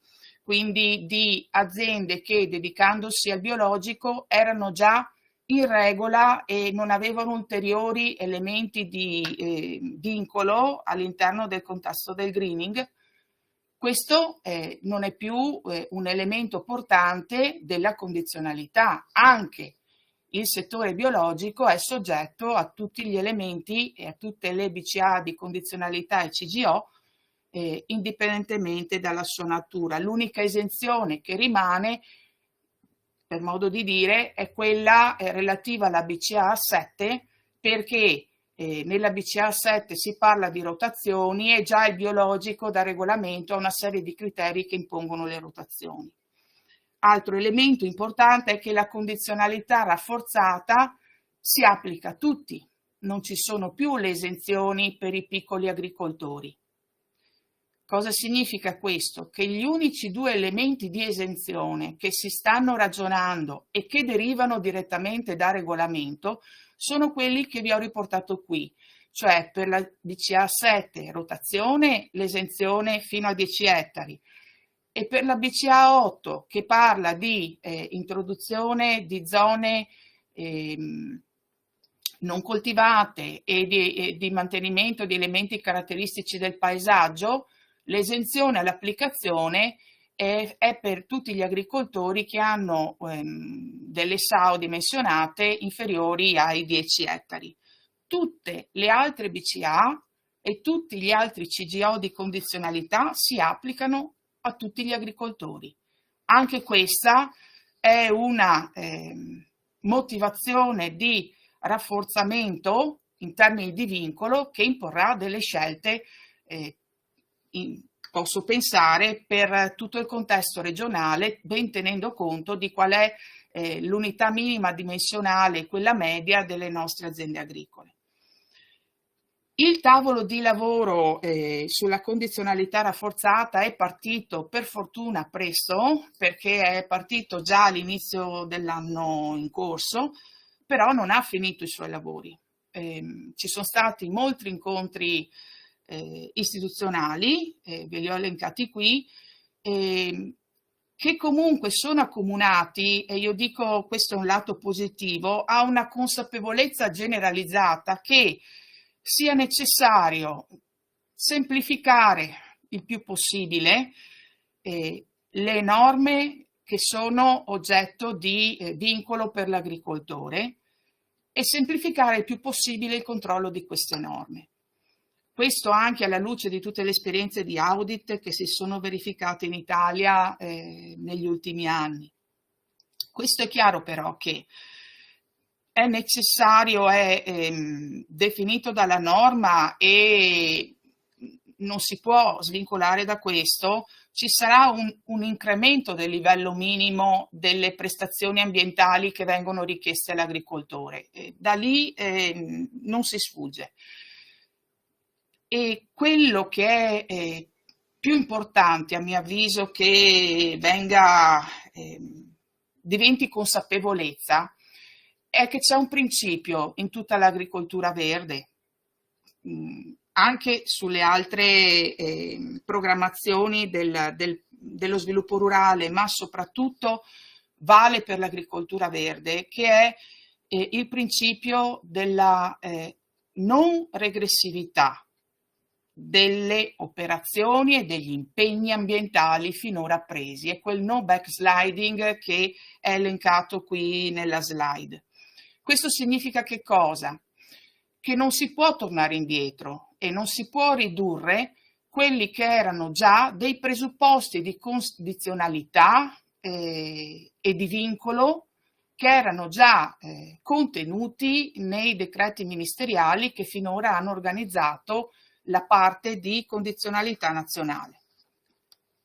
Se questo vale per quanto esistente e per quello che è stato e deve essere incamerato in termini di greening, va anche detto che la nuova condizionalità si chiama rafforzata proprio perché entra anche nel contesto del vincolo per l'agricoltore, ci ho messo un uomo con una palla al piede non a caso, una nuova serie di criteri di gestione obbligatoria e di BCAA, delle quali è necessario definire il rispetto. Sono criteri sui quali non a caso si sta ragionando ancora ed è ancora aperto il tavolo perché sono pesanti per l'applicazione nel contesto nazionale. E quindi su questi criteri a mio avviso ci dovremmo soffermare non appena il quadro sarà un attimino più assestato.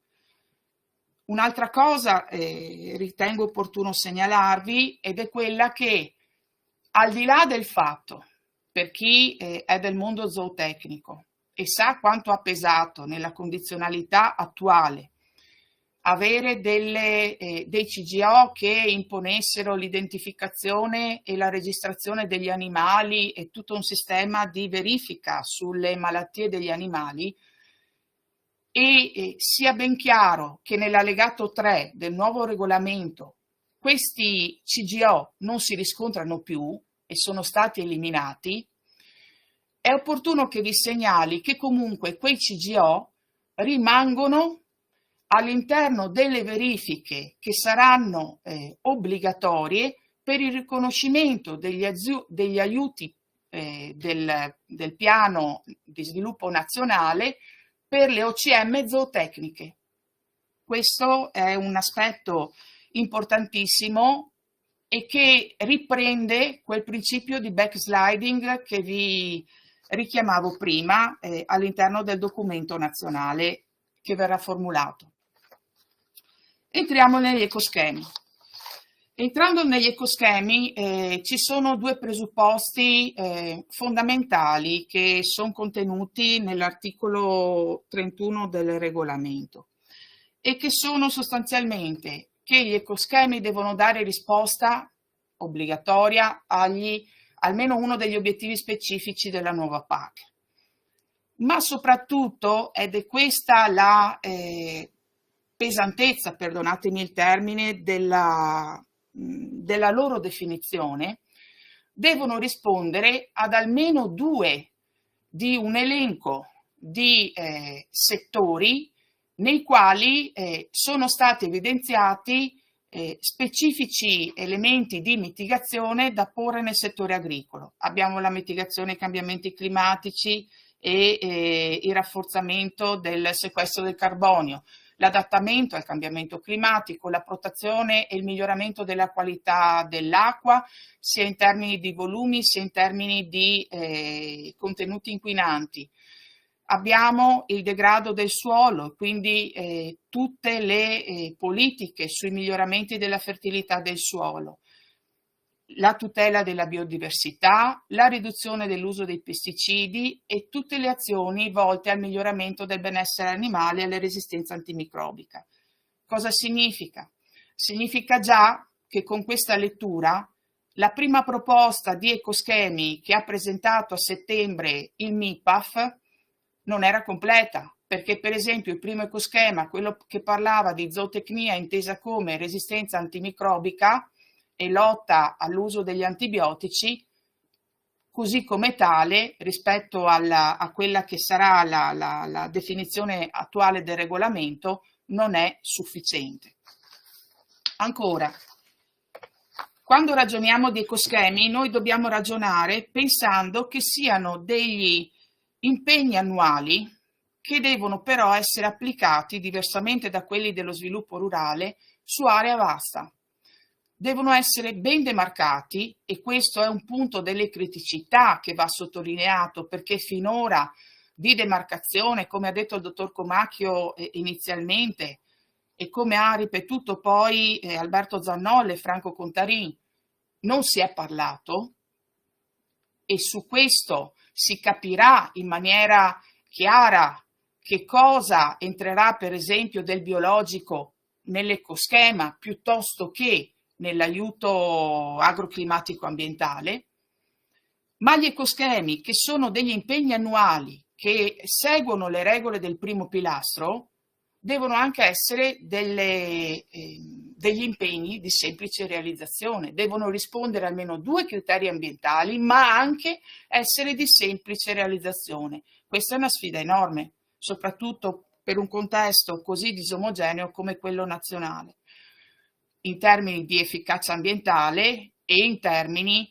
di verifica che poi deve essere fatta sulla reale realizzazione di questi impegni. Come abbiamo detto, devono essere misurabili in termini di efficacia perché devono rispondere, quantificare e popolare tutta una serie di indicatori di risultato. Non devono dimostrare di essere delle azioni inferiori a quelli che sono gli sforzi finora fatti e devono essere controllati seguendo le regole del primo pilastro, quindi controllo a tappeto sul 100% delle domande, con sistemi il più possibile digitali, da archivi tematici, con rilevamento GIS, con rilevamento satellitare, quindi con tutti quei meccanismi che sono propri del primo pilastro. Ecco che non posso parlare di misure che abbiano a che fare con delle realtà specifiche, precise, collegate a una specifica realtà territoriale. Devono essere semplici gli ecoschemi e quindi delle operazioni di bassa onerosità e di semplice adesione da parte dell'agricoltore. Inoltre, devono rispondere a tutte le esigenze che abbiamo detto, non possono essere definiti su criteri amministrativi o su criteri territoriali, devono essere ovviamente definiti su una base di una serie di criteri agronomici, ambientali, zootecnici, legati a difficoltà per il clima e l'ambiente, che costituiscono risposta alle esigenze nazionali. Devono essere dei pagamenti che superano tutto quello che appartiene alla condizionalità rafforzata e ai requisiti minimi, che non sono ancora definiti. Su questo non c'è stato ancora nessun incontro a livello nazionale, né per i requisiti minimi in materia di fertilizzanti e fitofarmaci, ma nemmeno per il nuovo requisito minimo previsto al regolamento che attiene al benessere animale e che è cardine per tutte le operazioni che sull'ecoschema dovranno rappresentare una proposta di pagamento per il settore zootecnia. In più, gli ecoschemi sono riconosciuti esclusivamente agli agricoltori attivi e quindi non a tutti gli agricoltori ai sensi del 2135 come magari può avvenire per i pagamenti agroclimatico-ambientali. Gli ecoschemi saranno calcolati con un quantum che potrà essere calcolato in due maniere, qui non mi vorrei soffermare, sia come pagamento top-up, ma in questo caso vanno riconosciuti solo a chi riceve pagamento di base, oppure possono essere calcolati con lo stesso sistema dei pagamenti compensativi in termini di maggiori costi e minori redditi che già conosciamo e che è proprio dell'architettura delle misure agroclimatico-ambientali. Qui vi abbiamo formulato un esempio di come può essere costruita la nuova architettura verde. Nella condizionalità rafforzata avremo sicuramente questa serie di criteri di gestione obbligatori e di BCA che fanno riferimento al tema, per esempio, ben noto in Veneto, delle siepi, dei filari, delle fasce tampone. Qual è la base di una misura di questo tenore che ha tanti beneficiari in Veneto? Sicuramente il nuovo CGO sul fosforo, il nuovo CGO che è il vecchio CGO1, il rispetto della direttiva nitrati, la nuova BCA sulle fasce tampone di rispetto lungo tutti i corsi d'acqua, che è la ex BCA 1, e la nuova BCA 8 che contiene il greening e ha tutte le vecchie strutture della BCA 7 e degli EFA. Che cosa potrebbe pagare in questo senso un ecoschema? Un ecoschema potrebbe ampliare quei limiti di valore in elementi non produttivi che sono richiesti obbligatoriamente dalla condizionalità, perché se la condizionalità mi chiede che almeno un 4% della superficie agricola dell'azienda sia compresa, sia realizzata con siepi, filari, elementi di questo tipo, un ecoschema può pagare l'ampliamento di questa percentuale fino al 7%. E allora che cosa può pagare un impegno agroclimatico ambientale? In questo senso può pagare tutte quelle attività gestionali che non sono comprese nella condizionalità e nel primo pilastro, e quindi tutti quegli interventi di mantenimento attivo delle siepi e delle fasce tampone, dei boschetti e dei prati umidi che conosciamo, dove l'agricoltore interviene nella pulitura delle lianose, nella realizzazione di riempimenti delle fallanze, nella messa a dimora di nuove essenze che vadano a completare sia per la parte erbacea che per la parte arborea quelle fasce tampone già esistenti. Quello che deve essere chiaro è che quando si passa da ecoschema a impegno agroclimatico ambientale esiste una demarcazione netta che deve essere sia quantitativa, come quella dell'esempio che abbiamo appena fatto, ma può essere anche qualitativa, nel senso che dell'ecoschema potrebbe per esempio essere pensato di sostenere la produzione integrata e quindi una riduzione di quelli che sono gli apporti di fitofarmaci rispetto ai metodi convenzionali, mentre nella parte che riguarda gli impegni agroclimatico-ambientali si può andare anche a riconoscere dei pagamenti ulteriori per aree umide di fitodepurazione o per la creazione di sistemi ancora più stringenti verso determinate molecole di fitosanitari piuttosto che no. Ecco, quindi quali sono le cose che al momento attuale dobbiamo tenere ben presente di tutto questo insieme di proposte che si stanno ragionando?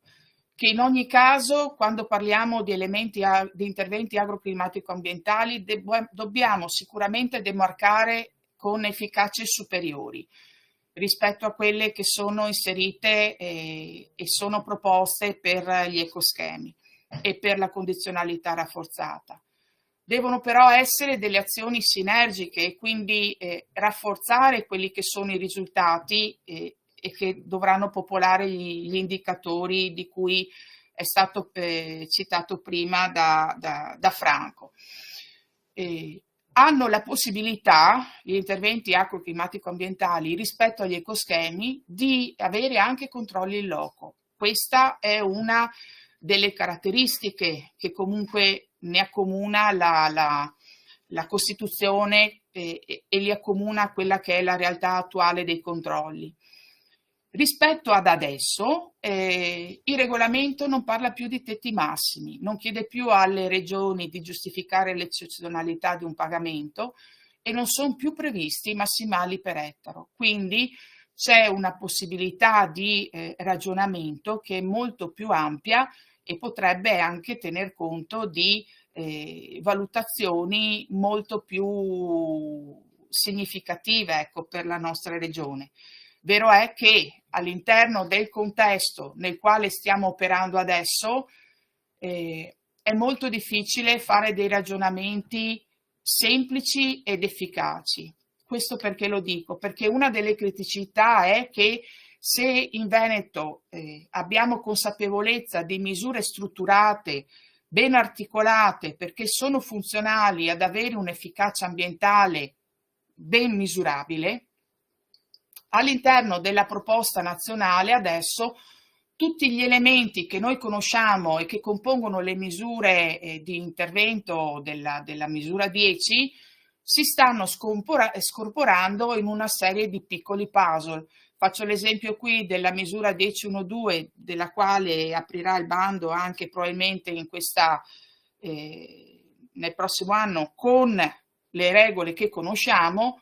Per pensarci una misura 10.1.2 nella prossima programmazione dovremmo sicuramente mettere insieme 3 schede H di quelle che sono proposte adesso. Una che parla di riduzione di fertilizzanti, una che parla di realizzazione di cover crop e una che parla di ottimizzazione irrigua.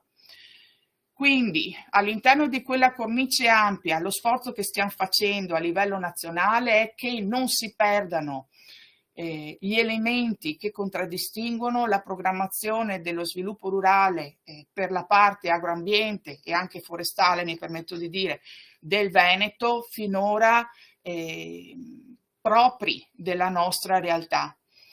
Non è assolutamente un'impresa facile, questo lo dico, perché le esigenze sono contrastanti. Vi faccio un esempio: ci sono regioni in cui sopra a una superficie che è ad impegni con l'agricoltura conservativa si effettua il pascolo, d'accordo? Quindi ci sono delle contraddizioni anche di metodo che sono difficili da accomunare in una cornice comune.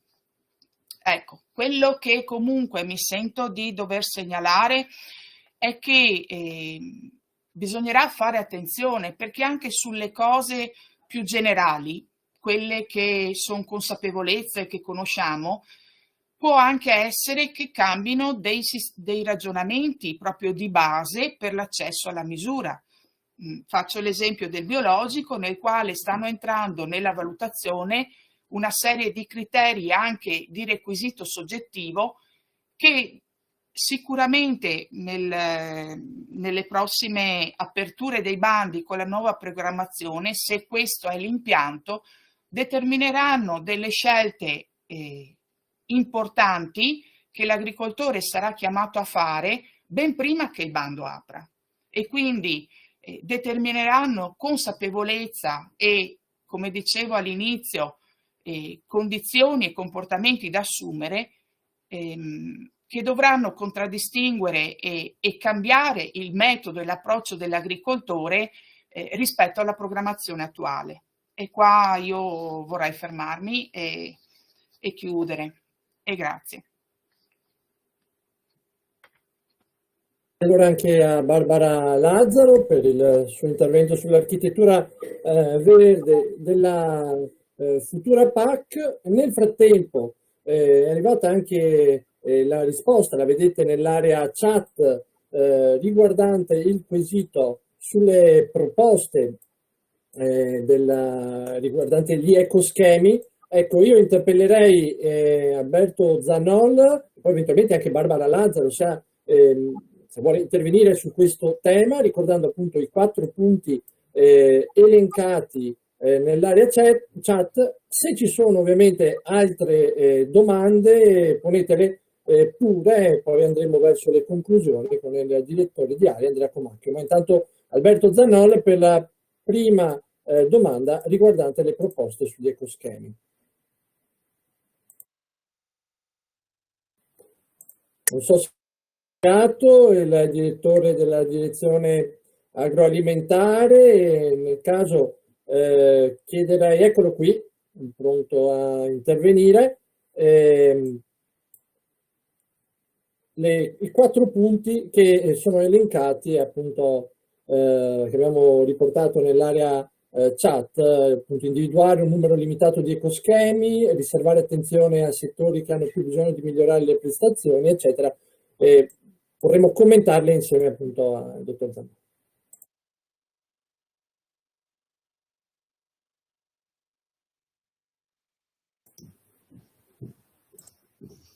Scusate, eccomi. Sì, allora, sulla questione degli ecoschemi, poi da un punto di vista, diciamo così, applicativo, poi ci sarà la dottoressa Lazzaro che potrà eventualmente integrare. Allora, i 4 punti che sono stati individuati e sono stati iscritti nella chat. Allora, il concetto fondamentale è che l'individuazione di un numero limitato di ecoschemi è proprio legato al fatto di limitare quella che è, tra virgolette, la dispersione, okay, delle disponibilità, senza andare a appesantire eccessivamente quelle che sono le incombenze, ovvero le necessità collegate evidentemente alla dimostrazione diciamo così, del fatto di perseguire quelle che sono le condizioni previste dagli ecoschemi da parte evidentemente dell'agricoltore. Già con l'intervento della dottoressa Lazzaro avete capito quanto evidentemente le questioni legate diciamo così, alle finalità di tutela ambientale o comunque di miglioramento di sostenibilità del sistema produttivo, con questa nuova architettura si vengono un po' quantomeno a complicare, ed è per questo che l'idea è quella di limitare appunto il numero di ecoschemi verso delle situazioni tali per cui risulti evidente innanzitutto la necessità di sostenere questo tipo di intervento, in funzione di quelle che sono le finalità, ovvero gli obiettivi evidentemente previsti all'interno del piano strategico. E quindi proprio perché risulta, questo è l'esempio, proprio perché risulta più, diciamo così, cogente l'effetto negativo che le politiche legate alla sostenibilità rispetto al settore zootecnico, ecco che il settore gli ecoschemi collegati al settore zootecnico diventano preminenti e diciamo così prioritari rispetto evidentemente ad altre aree, diciamo così, di interesse per l'applicazione appunto degli ecoschemi stessi. Sulla questione della demarcazione tra primo e secondo pilastro sul biologico, qui devo dire che la posizione che è stata individuata dalle regioni, che è stata diciamo così definita dalle regioni, è una posizione diciamo di compromesso tra evidentemente chi aveva l'intenzione di mantenere, comunque di trasferire, scusate, comunque il biologico, quindi il regime biologico all'interno del primo pilastro, sia per quanto riguarda diciamo l'introduzione, sia per quanto riguarda il mantenimento, e chi invece evidentemente aveva un interesse o comunque diciamo così, una volontà di portarlo, di mantenerlo, di tenerlo nel secondo pilastro. Dal nostro punto di vista, diciamo che forse il trasferimento nel primo pilastro avrebbe determinato una facilitazione da un punto di vista gestionale. Certo, diciamo che lasciare il mantenimento del biologico all'interno del secondo pilastro determina una, come posso dire, dal punto di vista logico, determina una stabilità, ecco, diciamo, una stabilità del tempo dell'obbligo, perché è collegato evidentemente a un obbligo pluriennale e quindi evidentemente anche una stabilità, diciamo così, del sistema di produzione. Questa è l'altra questione. L'ecoschema scusate, poi l'innervimento sulle colture permanenti, questo è funzionale a garantire evidentemente quella che è la conservabilità, o meglio il miglioramento di quelle che sono le caratteristiche del suolo, e quindi è stato evidenziato in ambito nazionale, quindi bisogna considerare evidentemente tutte le regioni l'hanno evidenziato come punto di incontro, okay, rispetto a quelle che erano appunto le questioni collegate alla sostanza organica o comunque al mantenimento della fertilità del suolo e alla biodiversità. Non so se... Dottor Zannò, non so se la dottoressa Lazzaro voleva fare una cosa come richiamato dallo stesso direttore della direzione agroalimentare su questo tema. Se... No, è tutto corretto quello che ha riferito Alberto, quindi questa è la chiara posizione sulla quale ci siamo finora approcciati sia all'ecoschema che ai pagamenti agroclimatico-ambientali. È pur vero che ci sono delle criticità, soprattutto da parte di quelle regioni che finora, dove avevano difficoltà di spesa, hanno impegnato molti delle risorse finanziarie del secondo pilastro proprio su questo tipo di azioni, e quindi scegliendo di convergere verso un ecoschema piuttosto che sul secondo pilastro, hanno paura di non riuscire a superare poi quei paletti in termini di efficacia della spesa che sono chiesti da questa nuova programmazione. Sono state più che esaurienti le risposte sulla prima domanda e veniamo alla seconda. Intanto ricordiamo che sì, le slide saranno pubblicate sul sito del PSR Veneto, psrveneto.it, e ovviamente i membri del partenariato verranno avvisati con un'apposita comunicazione. E invece la seconda domanda posta da Andrea Povellato del CREA non ve la sto a rileggere, ovviamente piuttosto lunga, un po' una dissertazione la sua, alla quale risponde invece il direttore dell'autorità di gestione Franco Contarin. Franco, a te la parola. Sì, eccomi. Innanzitutto saluto Andrea e non avevo dubbi di aver stimolato la sua precisazione. Allora, vediamo, il contributo di Andrea è sempre, è sempre prezioso e soprattutto profondo. Allora, io non so se sono in grado di avere una visione di sintesi pari a quella che è richiesta per argomentare, però provo a argomentare con gli strumenti che ho.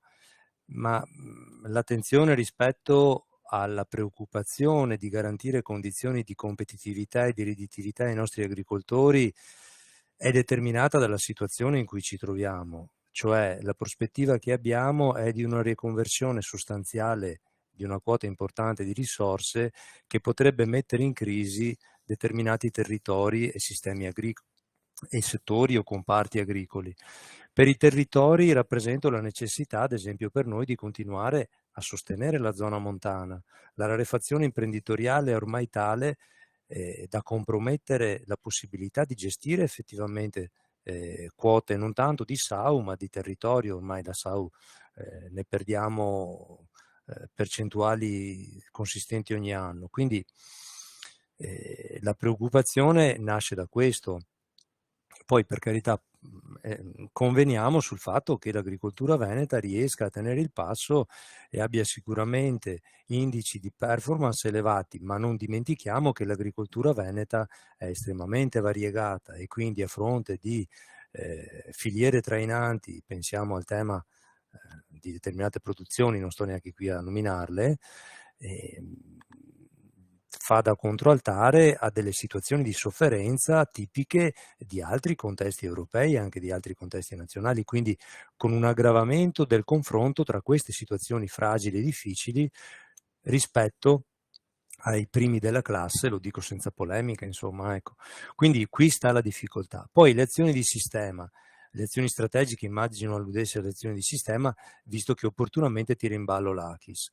Se c'è una strategia, se c'è una linea guida, e perché non ragionare almeno a livello più ampio della singola regione? Allora guarda, su questo, al di là dello sforzo ottimo che sta compiendo il collega Giorgio Trentin, che fa parte della rete nazionale, anzi della rete interregionale proprio della ricerca, che si sta occupando di mettere a punto con queste misure del PSN questi supporti necessari a rafforzare l'ACHIS, io presento una mia frustrazione al riguardo, nel senso che purtroppo non è così semplice trovarci in sinergia e fare sempre sembra quasi da saputelli nel confronto con altre realtà. Il sistema veneto, per fortuna nostra, sicuramente migliorabile e perfettibile, però a livello nazionale ha dimostrato, anche con tutte le sue contraddizioni, se pensate ad esempio agli investimenti che abbiamo fatto sull'ACHIS, se andiamo un po' a grattare anche certe vernici che ci sono in giro, ci accorgiamo che su certi strumenti siamo la regione che ci ha creduto o quantomeno che ci ha provato. Altri hanno parlato molto, parlano tuttora molto, ma non li vediamo così poi pieni sul pezzo. Quindi sicuramente va fatto un ragionamento allargato. Io mi permetto di dire, però, sapendo che non si può fare sperimentare troppo sulla pelle della gente, nel senso che siamo chiamati come regione a dare risposte ad agricoltori, a imprese, a persone, a famiglie, quindi. E qui vengo alla chiusa finale, su cui io mi scuso con voi. Giustamente Andrea dice: ma parlare di Soviet è fuori luogo, ma io convengo con Andrea, è che il livello di frustrazione a cui siamo arrivati è tale, e cercherò adesso di illustrarlo rubando pochi secondi, per cui è fuori dubbio che si deve lavorare sui risultati. Il problema è che non ci capiamo cosa si intenda, perché se il risultato è il target, sono ad esempio i target posti dalle strategie europee, va bene, siamo d'accordo, sono anche quantitativi, quindi è ancora più sfidante lì la come dire, il percorso da affrontare e non ci tiriamo indietro. Il problema è che troviamo poi in fase attuativa e pratica degli esercizi che sinceramente a mio avviso poco hanno con la proiezione sul risultato. La Commissione europea si cimenta per la prima volta all'inizio? Non lo so, perché a livello dello sviluppo rurale abbiamo esperienza, sappiamo cosa vuol dire affrontare una verifica di performance, l'abbiamo vista, e quindi la frustrazione nasce proprio da queste vicende, perché in questo momento l'esercizio a cui siamo chiamati in termini di output è prevedere annualmente, cito un esempio, le unità di progetto che finanzieremo, oppure prevedere la granulometria dei pagamenti effettuati nell'anno sui vari interventi, tenendo conto che ci sono anticipi, che ci sono stati di avanzamento lavori e che ci sono saldi. A me sembra che questo sia veramente, e prevederlo per il 2023, per il 2024, fino al 2026. È questa l'accezione che mi ha spinto, esasperato, perché vedere che abbiamo in Italia decine di persone che si stanno scervellando per mettere a punto questa contabilità su alcuni elementi, alcuni indicatori che secondo me sì, approssimano una logica di risultato, ma sinceramente mi aspetterei che dovessero essere altri indicatori da sviluppare in questa chiave di budget. Quindi ecco perché poi è inutile che lo dica, no? Cioè, ma ho capito darci un obiettivo e trovare un modo intelligente per monitorare il suo conseguimento. Però bisognerebbe anche tenere presente, e su questo veramente fa fatica il mondo reale a seguirci, bisognerebbe tenere presente che la realtà ci sta dimostrando che c'è bisogno di strumenti di flessibilità sui quali personalmente da operatore, proprio per salvaguardare gli obiettivi che ci si dà, sui quali da operatore, ripeto, noto una certa disattenzione da parte delle istituzioni, ma ripeto, forse appunto, e me ne scuso con tutti voi, ha ragione Andrea, e si tratta solo di avere un po' di pazienza. Diciamo che però nutriamo delle preoccupazioni a riguardo. Grazie.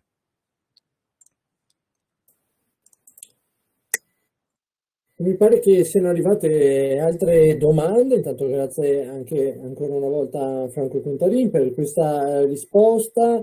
Quindi se non ci sono altre domande direi che possiamo avviarci alla conclusione. Chiamo in causa il direttore di area Andrea Comacchio per tirare un po' le fila di questa mattinata. Eccolo qua, collegato, e la parola va ad Andrea Comacchio. Bene, grazie. Intanto vi ringrazio tutti per la pazienza che avete dimostrato rimanendo collegati fino alla fine.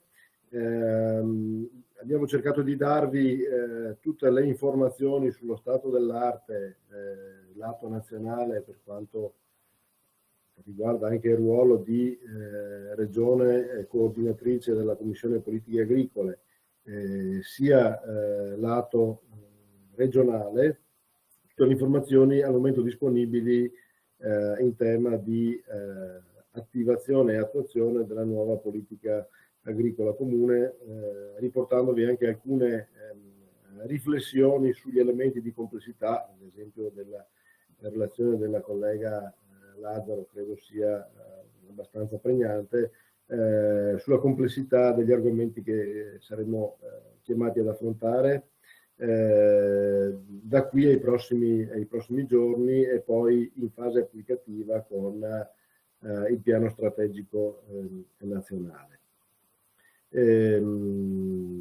Ovviamente confidiamo di continuare nella collaborazione con il tavolo.